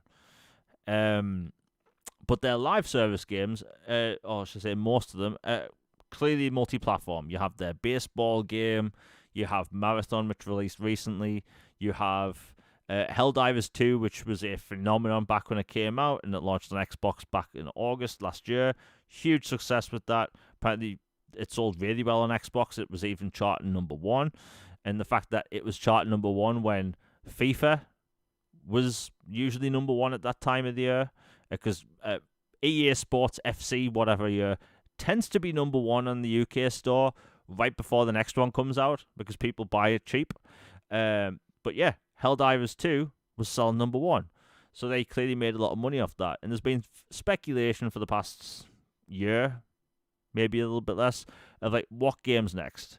All these publishers, they are spending way too much money on game development, and we're going to see different ways for these developers to supplement the cost and like make more revenue. So how did they do that? You're seeing a bunch of developers put out remasters and remakes. That is easier money to make, right? And you can't really blame them for it. You have live service games being put onto other platforms. Like, I would be shocked if we don't see Helldivers 2 on the Switch in the next year, right? Expand the audience even more. I'm sure there's a lot of people on Switch that would buy that game because there's not really a game like that on the Switch. So, like, that'll do good there. But the question is, when's the next game coming to Xbox? Because, Microsoft, they've been doing multi-platform things. Some games have done well, some games haven't. It's just it's the nature of the beast when it comes to the industry. So, like, people have been wondering, like, what comes next? Because it came out a week ago or so that apparently Sony is pulling out of the whole, doing day and date for PC games. But the way they've been doing PC games hasn't really been the most beneficial for the way they've released games, right? If you put one game on everything at the same time, you're using all of your marketing funds to basically announce to everyone, hey, the game is going to be on this, and this platform at the same time. 100% of marketing dollars go towards that, and people know it's on those platforms. But when it comes to a late port, there's next to no marketing, right? PlayStation putting out a tweet saying, hey, let's say Until Dawn or Spider-Man or whatever is now going to be on PC. That isn't really a marketing campaign. So these games typically don't sell the same way they would as a game that had a marketing campaign. Whereas you look at Microsoft, right, their PC games have been well received, but their games are marketed for months in advance with the console versions. Same with cloud. Well, them pulling back on PC means two things. They're unwilling to do day one for single-player games. And number two, the fact that the next-gen Xbox is going to be, and we're going to be talking about that in a minute, the next-gen Xbox is going to be able to play PC games. So are they pulling back entirely because of that, right? Because if you could buy an Xbox and fire up the Steam store, we'll call it, right? Yeah, it's all rumors. That's what we're talking about. It's a rumor. Hence the rumor. But the Xbox are being able to play next-gen games and PC games. Like, what's to stop you from, let's say, firing up, your Xbox, going to Steam, and then, let's say, buying Spider-Man 2, right? Where Steam gets 30% of the money, and Sony makes 70%, right? So, like, are they pulling back because of that? Again, we don't even know 100% if it's being pulled back, but the question's been asked for the longest time. Will there be more games coming to Xbox? And I have to lean on the side of the fence that's saying yes, right? There's too much money being made by these ports. It's costing way too much to develop these single-player games. Like, look, the next Horizon game, the next single-player one, right? That's probably going to cost multiple hundreds of millions of dollars, right? Let's say $200 to $300 million. they don't have a lot of live service games that are pumping in a lot of revenue on a yearly basis. So them getting supplemental money from ports, that's how you do it, right? Um, and bear in mind, when we talk about rumors, I literally say it's a rumor, right? Like, I don't understand why people always pull that up, right? Literally, the rumor section, we mention rumors. For everything I've just said could be nothing, right? But we're still going to talk about it. You know, we talked about games for what an hour and 40 minutes. Like, we can talk about rumors for a little bit. Um, but like, I think, financially it makes sense. Do I think? By the way, do I think PlayStation will do day and date of their new games on all these platforms? No, I don't think they're going to do that. I don't think they're going to put Wolverine or Horizon 3 or whatever they'll call it, on everything at once. But like, I can't see why they wouldn't do like, ports of old games, right? I always see people asking for Gravity Rush. uh, I It's so good. Like, seriously, yeah, it's so good. I think that would do well. Put that on the Switch as well. I think that would do really well on the Switch too, specifically. But like even like Spider Man, right? Spider Man represents something you don't really have on Xbox, right? Open world Spider Man game, right? In fact, there's one you can play. That's wrong. You can play The Amazing Spider Man 2 by Activision if you have the disc or if you bought it back in the day digitally, right? Um, but that's it, right?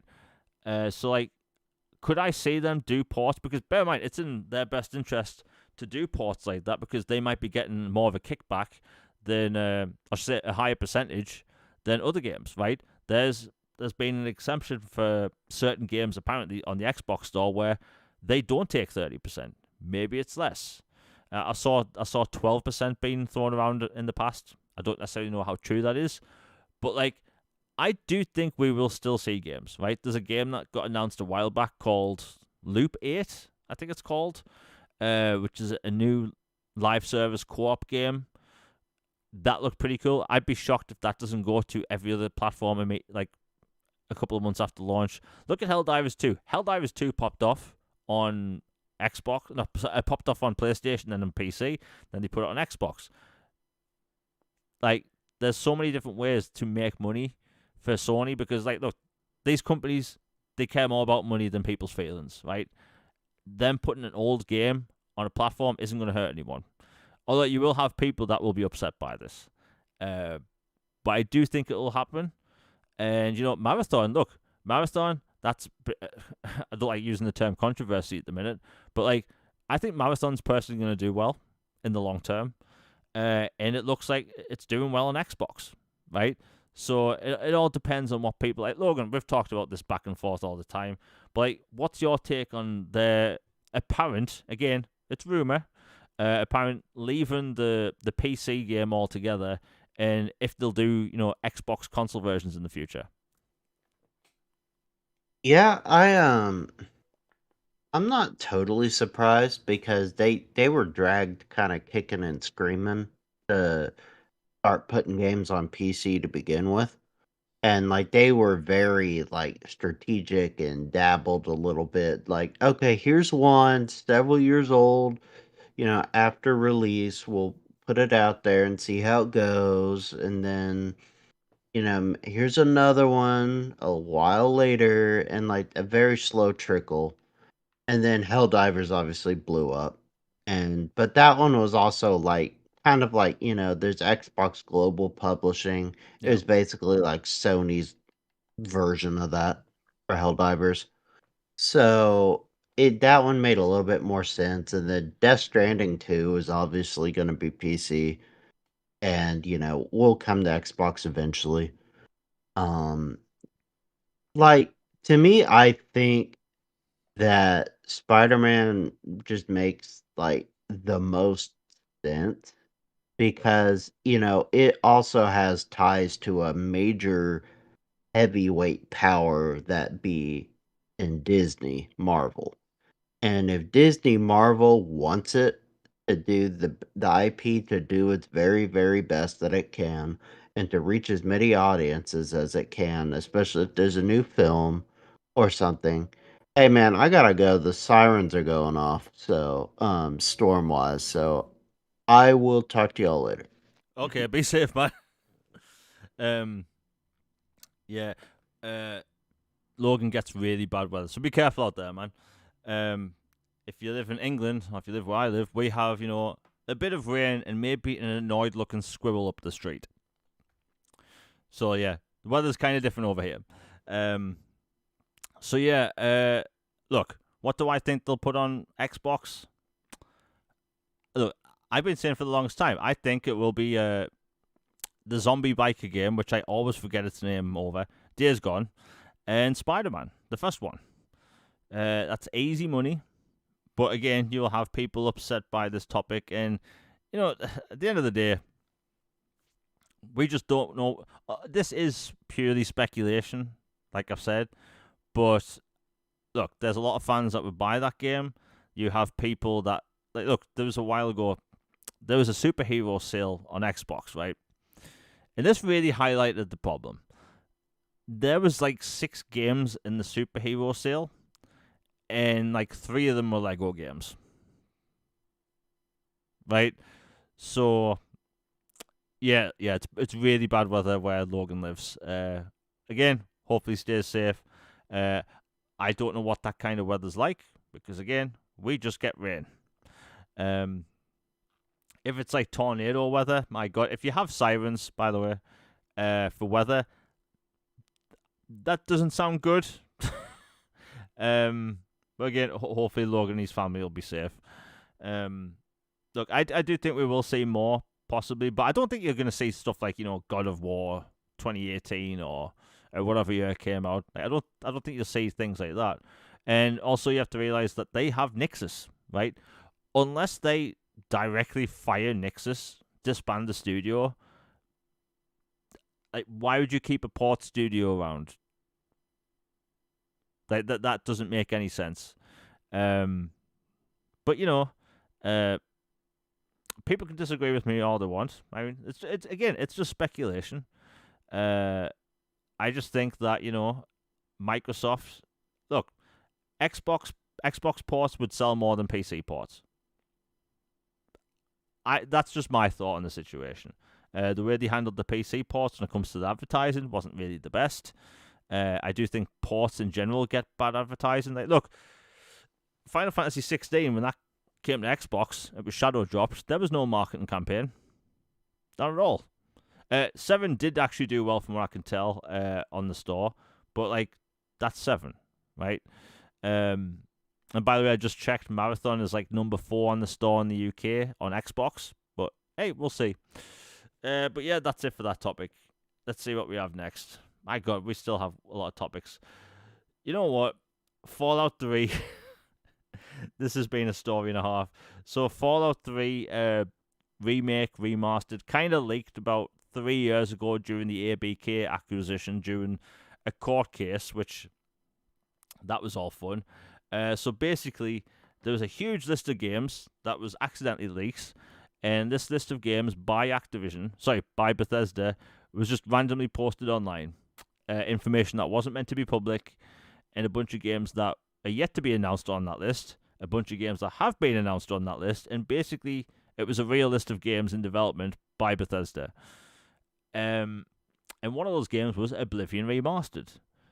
Well, that game was announced and basically shadow dropped last year, did really well.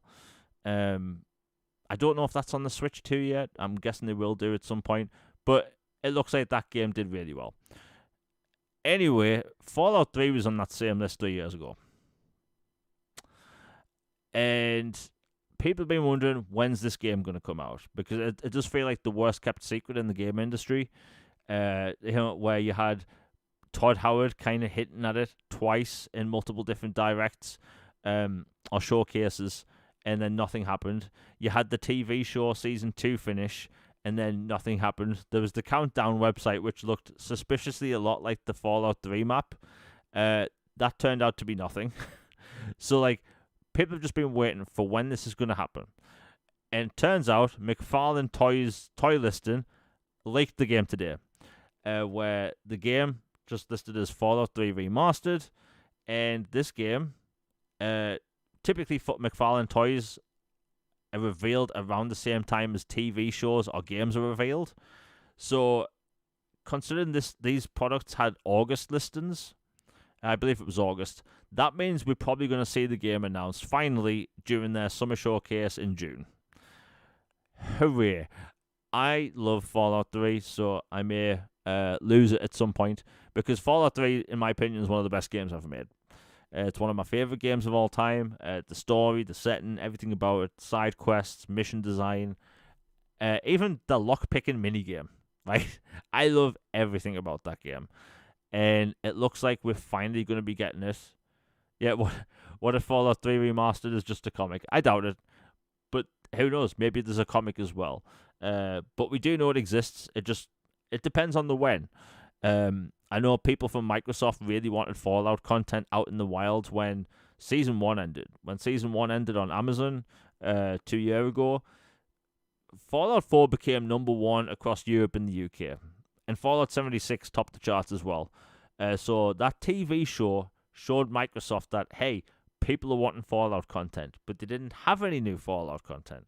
Fallout 76 has become a better state since when it released.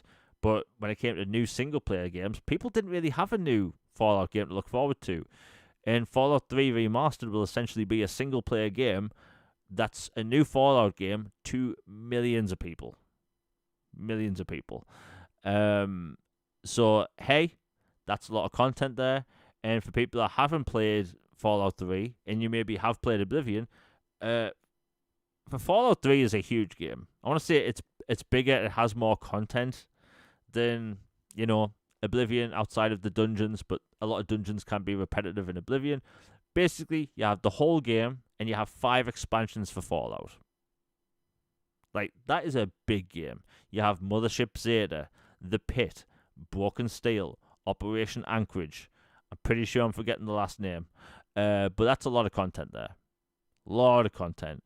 And that'll keep people busy for hundreds of hours. But hey, it finally looks like the Fallout 3 remaster is finally happening. And you might be wondering, why does it say remake in the post? I should say the headline. It's because literally remake fits better. It's a shorter word. And if it's in the quality of Oblivion, then for all intents and purposes, on my behalf, that's a remake. A 1-to-1 visual remake. But hey, finally something's happening. And we're going to see it in a couple of months. Let's see what we've got next. My God, before Logan left, I was actually looking at all of the topics, and my God, we still have a bunch to go. So we will be going over 2 hours today, unfortunately, because I know I try to keep the show short to 2 hours, but we'll see what happens. So, Xbox Project Helix was finally announced, and it was kind of out of nowhere. You have Asher Shah that took over Microsoft Gaming, and it was a big thing. Microsoft changing leadership at Xbox is that's a big deal. It's not often you see like the CEO step down or announce they're stepping down, especially for a company like Microsoft, like the way they did. And honestly, I think this might be what Microsoft needs when it comes to Xbox, right? The console has needed to be the core for the longest time. And, people have tried to decipher what does the name mean. Look, it's all about DNA, right? And they're trying to mix the two, console and PC. And I'll get to that PC part in a minute, because that thing really annoyed a lot of people in the best way possible, which I'll talk about. And it rhymes with Jeff Keighley. But the way they've handled this announcement, in my opinion, was the best way possible, because I feel like console players for the longest time have been told to sit on the sidelines, where cloud has been talked about a lot, PC's been talked about a lot, and handheld, that's been talked about a lot. But I feel like the console focus hasn't been a thing for a long time, where console should always be the focus. But now you have a new leader of Xbox and gaming that say Xbox should be the core, because we are the core, right? The majority of people that spend the most money on Xbox are the people that buy the console. The people that buy the games, the DLC, the microtransactions, multiple games a year. I'm not talking about the people that just buy one game a year or just play free-to-play games, right? The people that, buy 10, 12 games a year, something like that, right? That's the core demographic of Xbox. And to me, everything she's saying right now is the right thing. Now, again, they are just words. But at the minute, she's focusing on the one thing which I feel like Xbox hasn't done for the longest time, and that's the console, right? Phil Spencer and Sarah Bond did a great job, in my opinion, right? Phil Spencer's the reason why Xbox still exists, right? You have backwards compatibility, which was huge. You have them making stronger relationships with Japanese publishers, which is clearly working. So, and you have Sarah Bond. Like, Sarah Bond, in my opinion, did a great job, right? She did a great job, and I think the whole handheld market basically exploded in the best way possible, and they capitalized on that. And the whole everything's an Xbox thing, I personally don't feel the need to overreact to, like, marketing slogans. It was just a marketing slogan, This is when they were talking about streaming and cloud and all this stuff, PC game and the ecosystem, right? But like the console player has been sitting on the sideline saying, "Hey, we get these games, cool." Like myself, right? I rarely stream games, but like if you're a console gamer like myself, you've been wondering, "Cool, we're getting these games, but when's Xbox going to talk about us?" And Asha Shah is talking about us, which is the best thing to hear about. Yeah, why did they go away from console in the first place? Because cloud is an ever-growing market in places like Asia, right? People are playing, streaming games on their mobile phones or tablets all the time. And in ever-growing markets, that's kind of what they've been focusing on. So they've had their console user base where the majority of people are in the US, UK, Canada, Mexico, Brazil, some places in Europe. But like the console user base hasn't really been growing.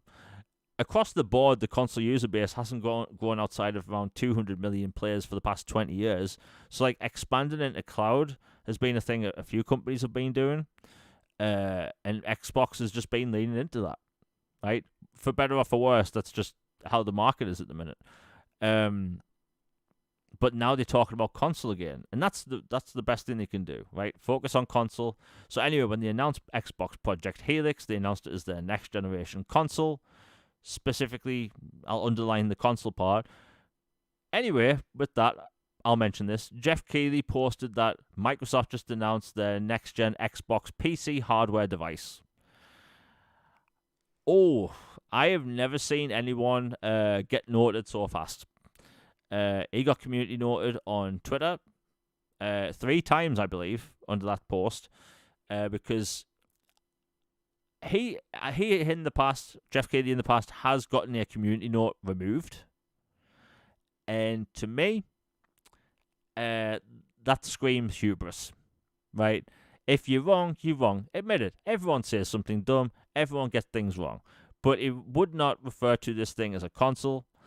And basically, Tom Warren replied to him from The Verge, talking about how it's a console. And Jeff Keighley said, "Well, what makes it a console? Like, what quantifies it as a console? We don't know." So, like, and I mentioned this last night on Twitter. It's all about an optics thing, right? There's certain people that refuse to refer to this as a console because the Xbox core user base are console players. And how do you put off a console player? By telling them it's a PC. That's all it is. Whether they do this without realizing it or not, doesn't matter. It's the fact that people refer to it as a PC to put console players off. And fanboys don't want Xbox in the console game. That's just how it works. It's all about optics. And Jeff Keighley got noted. But it is a console, right? It will play your console games and your PC games. And look, I get there's been people over the past couple of years and whatnot, they're wondering what Microsoft's position is in the market. The truth is, messaging has always been Microsoft's worst enemy, right? It's not Nintendo, it's not PlayStation, it's messaging, right? Their messaging has always been aloof. If you go back to the Xbox One generation, nobody knew how long the DRM check-in was going to be. Was it 24 hours? Was it 12 hours? Was it a week? Everyone from Microsoft was talking so much that nobody really got their head straight. However, now you have Asha Shah saying the right things. And to me, that's really important. So saying the right things is one thing. They also have to prove it by doing it. So they have to get across to the consumer that, hey, this is a console made for console folk. That's the number one thing. And if they nail that, they're golden. The game situation. We don't know if they're going to start doing exclusives again or not. They might not. I think it really depends on the game, right?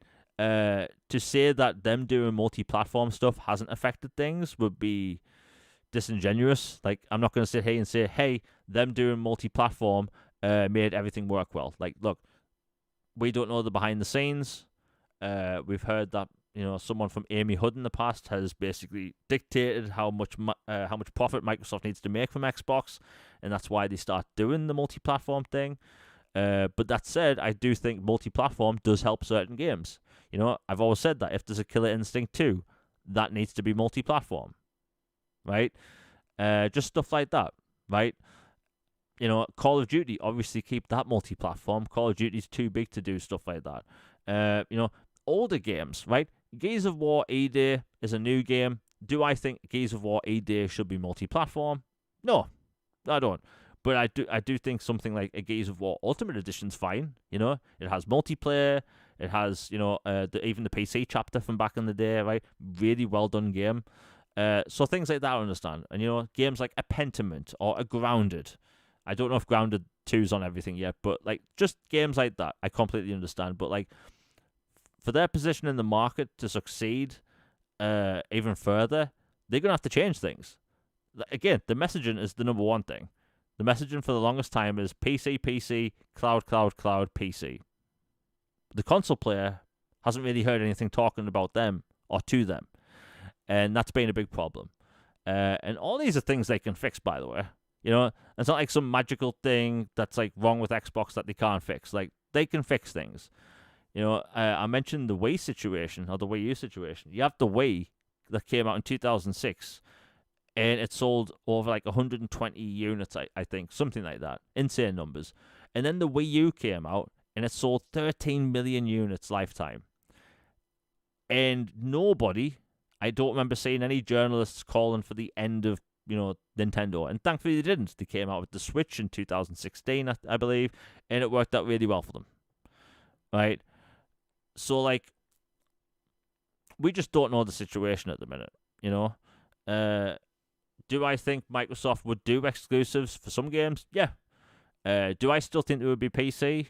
Yeah, I do. I've personally never been on the thought that PC ports hurt console sales of games. I've never believed that. If you a PC gamer, you're probably going to play your game on PC, and you prefer to play your games in your ecosystem with have ultra graphics and 120 frames or 240 hertz, all this stuff, right?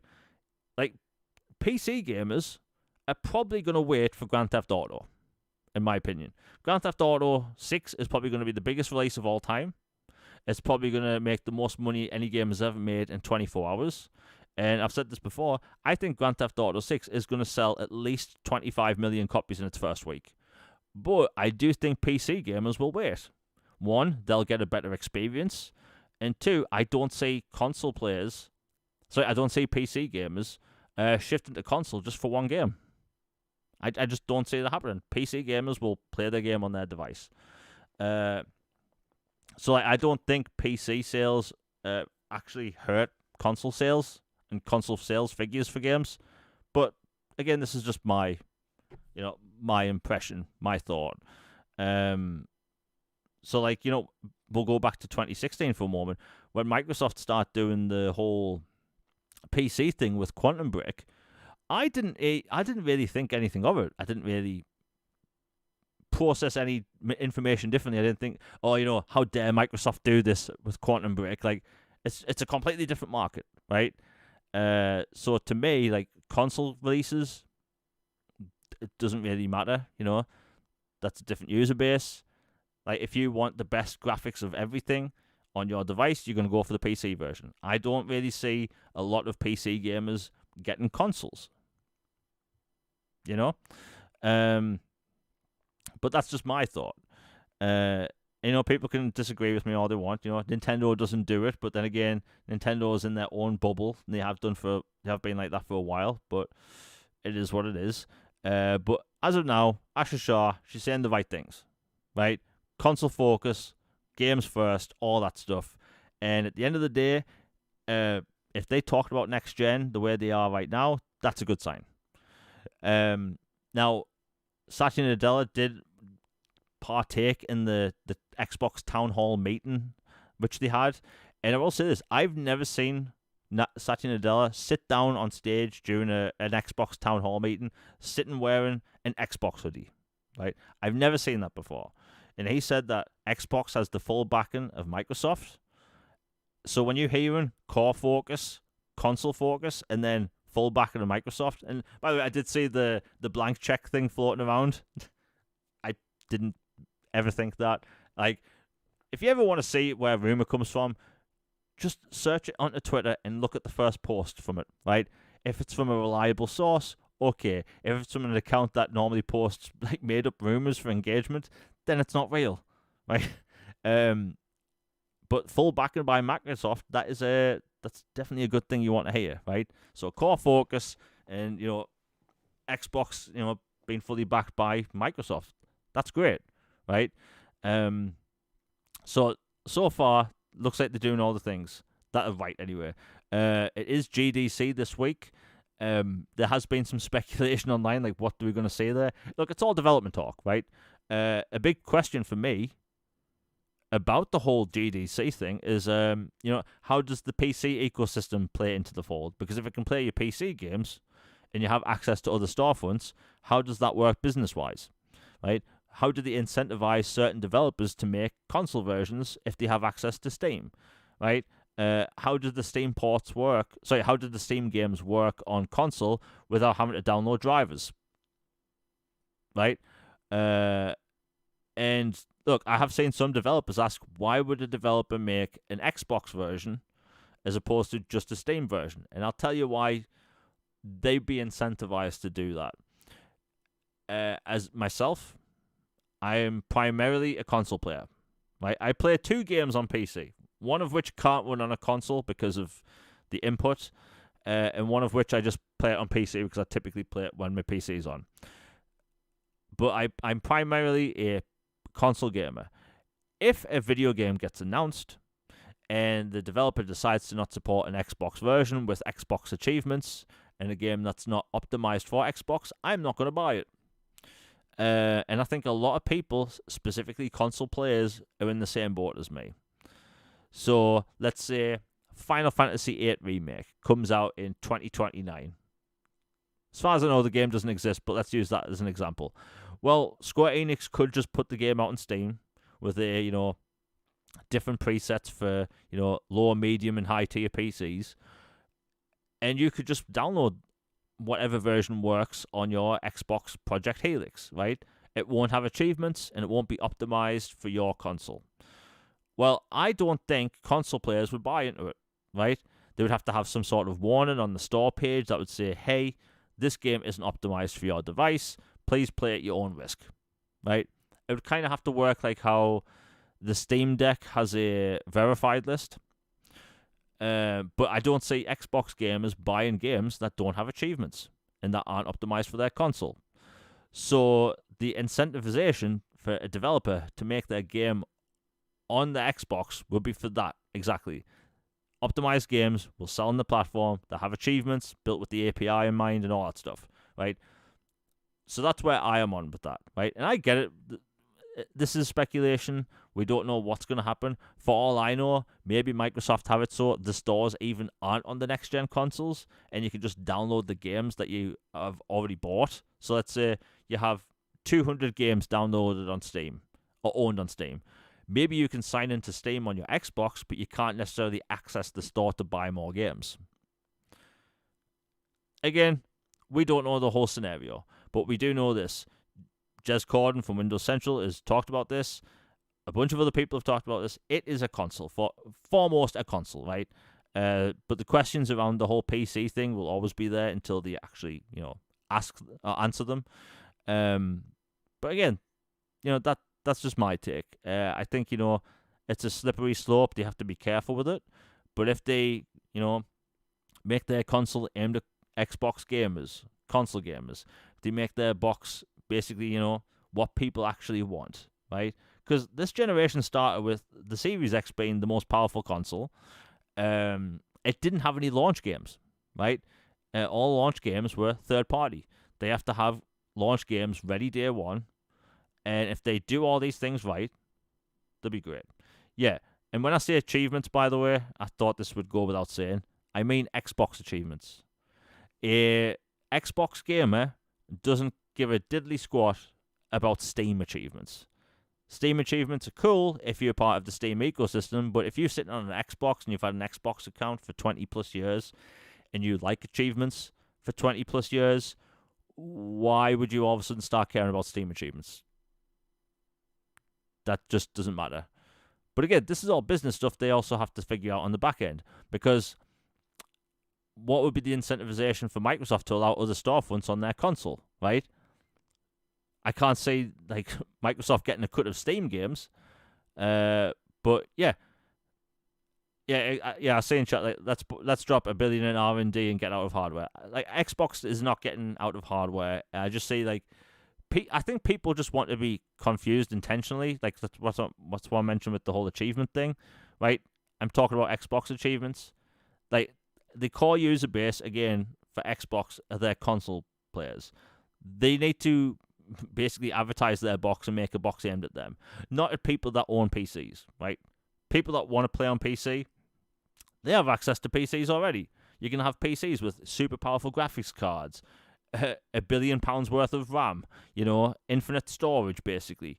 Make the PC your way, as powerful as you want. Console players don't like that, right? It took a while for console players to get used to different modes in Xbox One X games, right?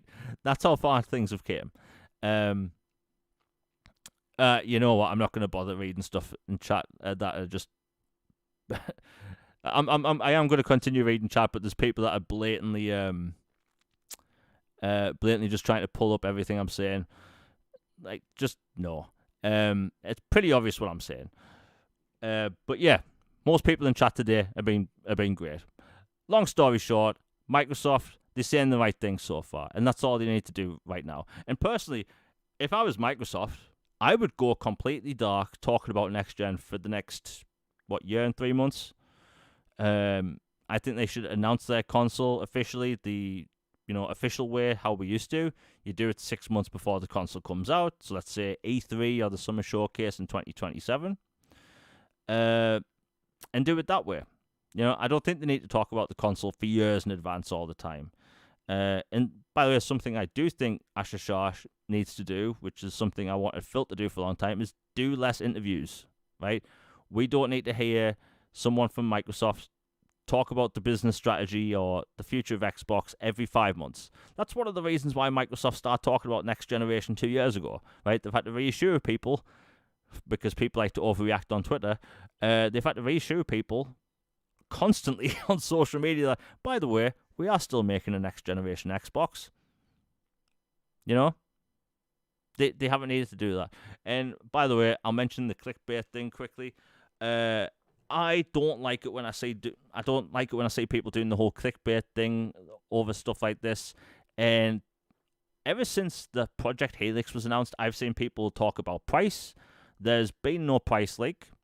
If anyone legitimately thinks that they know a price of a console a year and 8 months before the console comes out, you're out of your mind. The fact that they are going to be coming out in basically a time where the RAM situation... Look, the console being expensive or cheap doesn't matter. The price is the price in 2027. Nobody knows the price right now.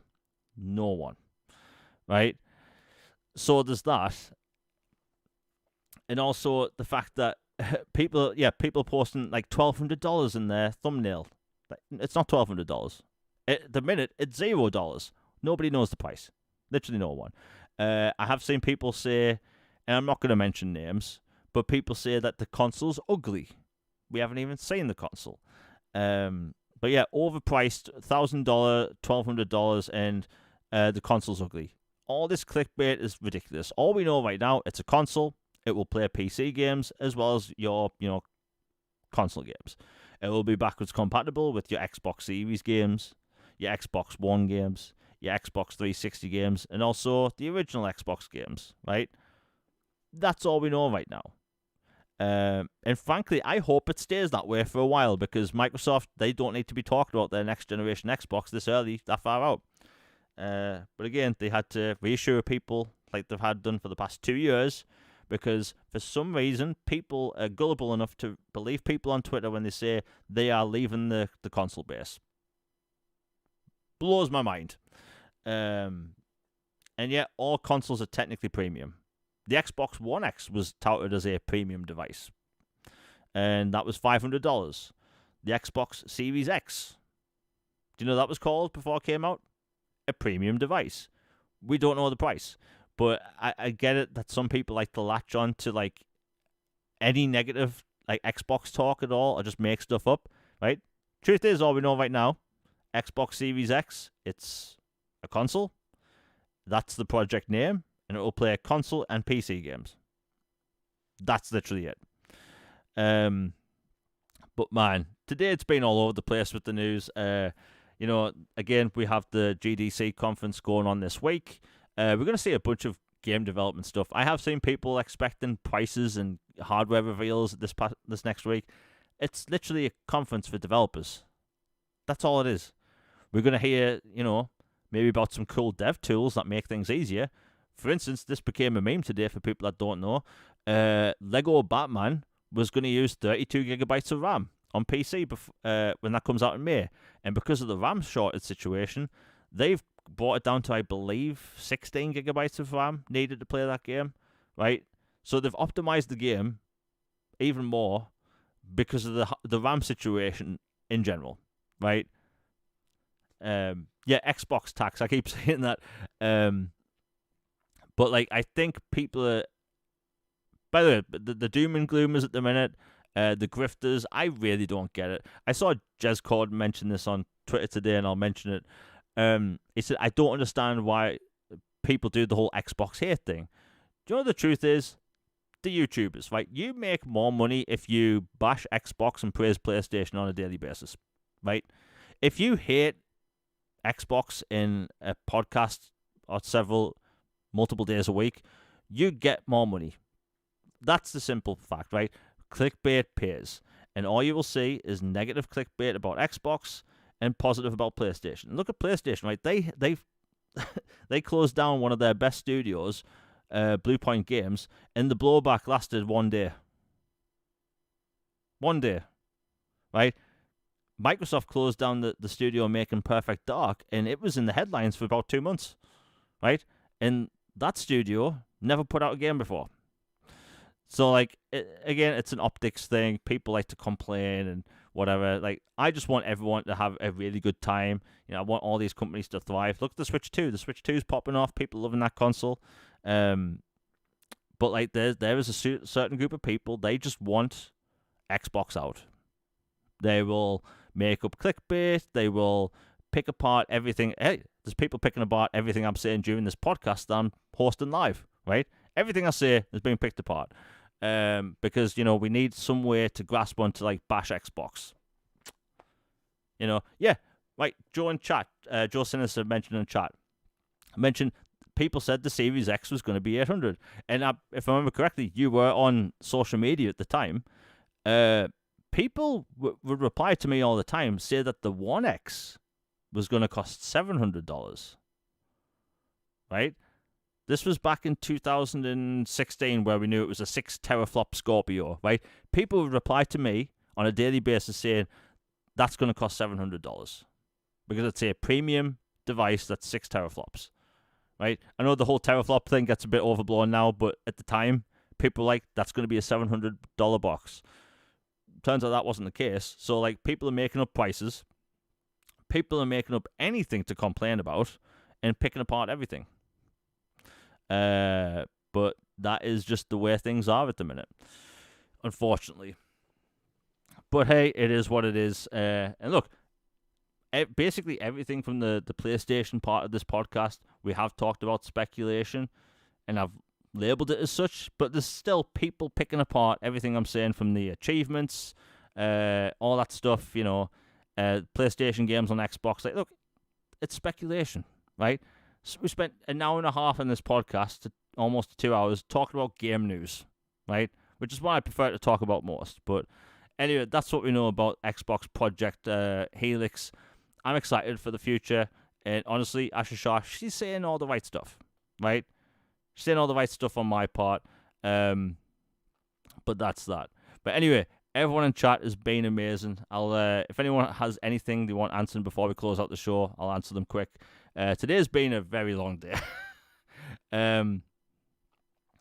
But yeah, here we go. We have the fanboys in chat. Do you know what's funny?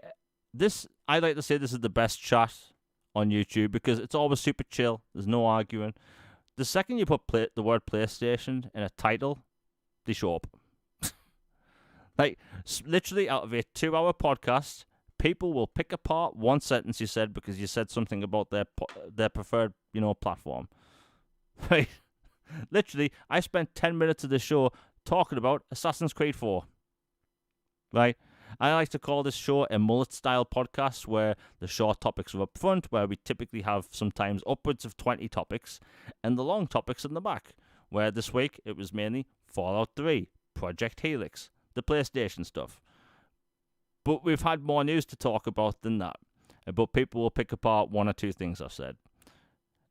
I shouldn't be shocked, but for some reason I am. I think that, for some reason people get really heated when you talk about Xbox in a positive light. I see you in chat. And by the way, if you listen to this after the fact, I typically don't respond to chat like this, but there's a lot of people here today. And for people listening live, it's greatly appreciated. But someone said in chat, that's both sides for you. You can't say it's just one side. Yes, I can. I can only talk about the people that talk to me, right? Right? If I'm talking from my perspective, from my point of view. So if I'm talking about Xbox, and I am talking about Xbox stuff, and people reply to me in a nasty way, or if they've been sarky, or basically in a way that, I don't like, that's aimed at me. I can't talk about all sides on all ecosystems and fandoms have, people that have a go at other people, right? There's Xbox fans, I'm sure, that go to the PlayStation fans. There's Android fans and iOS fans that go at each other on a daily basis over a mobile phone, right? It happens. But I'm talking about my perspective because that's the whole point, right? That's the whole point of my show. I'm talking about my perspective, right? It's just my my opinions about stuff, What? I'll quickly look at the. My God, we still actually had 8 topics to go over. You know what? We'll quickly talk about the RAM thing because that's actually funny. So for people that don't know, the RAM situation has basically affected everything. If you buy an Xbox or PlayStation or Switch, or basically a laptop, anything with RAM on it, is basically going to go up in price soon. I think the Switch 1 is rumored to go up in price as well. Apple just announced recently that they're coming out with a MacBook Neo. It's going to be $499, I believe. The fact that they got the price that low is mind-blowing. Turns out they are 8 GB of RAM laptops, which is actually surprising. But anyway, the price of RAM's going up so much that you actually have people, and I was blown away when I saw this. So the RAM situation is so bad that there's people that have flown over to the US from the UK to buy RAM and buy storage, such as SSDs and hard drives, because it's cheaper, right? So people are putting a lot of the cost and expense of let's say a hard drive into the shipping cost, just up the price some more, because some people do that. It's a bit dodgy. But yeah, so people have been flying to the US to buy storage and RAM and then flying back, and that's cost less than actually ordering RAM and storage from, let's say, Amazon in the UK. That is crazy. And by the way, for people that just bought the Xbox Ally, you got in at the right time.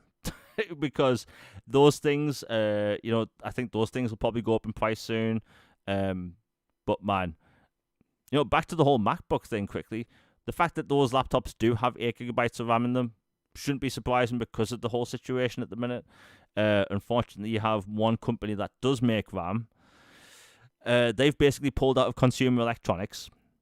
They're focusing on corporations that are invested in the cloud. So that isn't really helping the situation. I believe, I can't remember if it was Samsung, but there is a company that's wanting to spindle up a RAM manufacturing facility this year.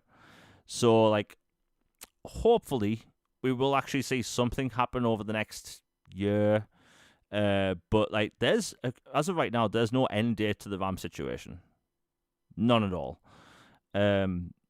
Which is very disappointing because if you're like me, you are actually in the market for PC RAM. May God have mercy on my soul. But that's that. But yeah, but isn't it a bit silly how like someone making an AI video of a cat fighting and Godzilla is the reason why RAM's essentially costing so much? Like we're going through a post-apocalyptic wasteland of RAM simply because people want to make Kirby fight Godzilla in memes. Like it's crazy. But hey, it is what it is. There have been some projections that the RAM situation might calm down by 2029 or 2030. I really hope that's not the case because in the UK, I'm sure it's the same in the US, the price of like TVs are going up, the price of like cars are going up. Like my friend that's looking to buy a new car, he told me the RAM was listed on the store page for the cars, as in the amount of RAM for these like cars is listed. So out of everything that you could have in a car, RAM is listed up top, which I just thought was hilarious. Because again, a car isn't expensive enough without having to think about RAM. That's the thing, apparently. You know what? We still have some things we could talk about quickly. We could save the Fable stuff till next week. GDC, we're going to hear about a bunch about development stuff behind the scenes because optimization this generation has been, it's a bit iffy. It depends on the game engine. If you go back 6 years ago, there was all sorts of hype about Unreal Engine 5. And the truth is that there's some really gorgeous games using Unreal Engine 5 with really good performance, but for the most part, it's became a bit of an eyesore for people. You have a lot of people that they see Unreal Engine 5 now, and it kind of makes them, disappointed. And it's a beautiful engine. You can have games look great and perform great, like Arc Raiders. Like, that game is stunning to look at. And it performs great. But not all games are like that. You have smaller experiences like Hellblade, which you have, photorealistic graphics, but that's a smaller title. You don't have typically open world games that look like that. You do have things like Stalker 2, which does look great, but not on the level of that. But like you have lighting errors in some games, you have frame drops in a lot of them. So I think this generation, you have developers, they aren't spending enough time with optimization, and hopefully we do see some of that stuff mentioned this week because there is a lot of talk about next gen stuff, which is exciting in that. But like optimization for the current generation, I think should be a higher priority, right? Yes, Xbox is making their next gen console, cool, but can everyone please optimize their games for modern hardware? Like I just listed before, the Crimson Desert stuff, you can play that at 60 frames or 30 or 40, depending on your display. You have options, but not all games have those options. There are some games that only have 60 frames modes, and they aren't locked. Like I remember a couple of years ago, like I think it was the Batman Arkham collection on Switch. Apparently, Arkham Knight was borderline unplayable, and nothing was done about it for ages. So like, we have to see what's happening. But yeah, optimization needs to take a bigger focus because if you go back to the 7th generation, games were getting optimized pretty good towards the end of the generation. You have Oblivion in 2006, which, let's say, didn't look the best. The performance wasn't the best. But if you compare that to Skyrim, it was night and day. Same with Halo 4. Compare that visually and performance-wise to something like, let's name it, an early first-person shooter on 360. I can't actually name any. Fear, right? Fear didn't exactly run the best, even though it had amazing lighting. Yeah, RE9 runs great on everything. That's the proprietary engine, the RE engine. All games on that look absolutely stunning, which is one of the reasons why I keep port begging for a Dino Crisis remake. We will see. But yeah, optimization, like I feel like that's been a big sticking point for a lot of people because these developers, all these pieces of hardware we have right now, they are very capable, right? You have games on the the One S that perform at 120 frames per second flawlessly. But then you have some games that can't perform 60 FPS flawlessly on even a PlayStation, 5 Pro, right? Because consoles aren't getting the best optimization tools, and developers aren't spending enough time optimizing them. That's why we had the Cyberpunk 2077 situation back in 2020, right? They didn't have enough time to optimize for all these consoles, so they perform pretty badly. And I feel like we're getting that kind of across the board on a bunch of games using things like Unreal Engine and Unity. Unity does have some problems, but all that stuff can be fixed. But anyway, I know today's been a bit heated. A lot of people in chat today. Logan had to, leave, unfortunately, because it turns out there's tornadoes and stuff where he lives. And as someone that lives in the UK, I hear tornadoes can be bad. My point of view is literally I've seen the movie Twisters. That doesn't look very nice. Anyway, everyone in chat, jokes aside, everyone in chat's been great. We're back for a new episode of All Things Xbox podcast next Tuesday at 6 p.m. Eastern. For people listening over here in Europe, basically the clocks went forward in the US. They haven't in the UK yet. So typically 6 p.m. Eastern is 11 p.m. UK time. We've had to go at 10 p.m. UK time this week. As far as I know, the clocks go forward for us in 2 weeks. So if you live in the US, nothing's changing. If you live in the UK and Europe, 2 weeks, and then we'll be back on time with everyone else. By the way, I hate when the clocks go forward. I think most people do. And as someone that basically all of my content, be it podcasts, live streams, even Twitter, right? Everything I post is basically on US time, right? And that is just how it has been for years. I literally the statistics for my channel, about 90% of the people that are subscribed are from the US. Same with Twitter, actually. So like, yeah, and I do have about 100 people that are subscribed that live in Japan. So, I clearly talk about Final Fantasy a lot. Anyway, hope everyone's had a good time. Sorry if I seemed a bit off today, but honestly, trying to run the channel by myself, read chat, check Twitter for DMs, because sometimes I've been DM news in the past live, and I have to also type down timestamps for the show for when the show's finished. It is what it is. But anyway, hope everyone enjoyed the show. We'll be back for a new episode next week.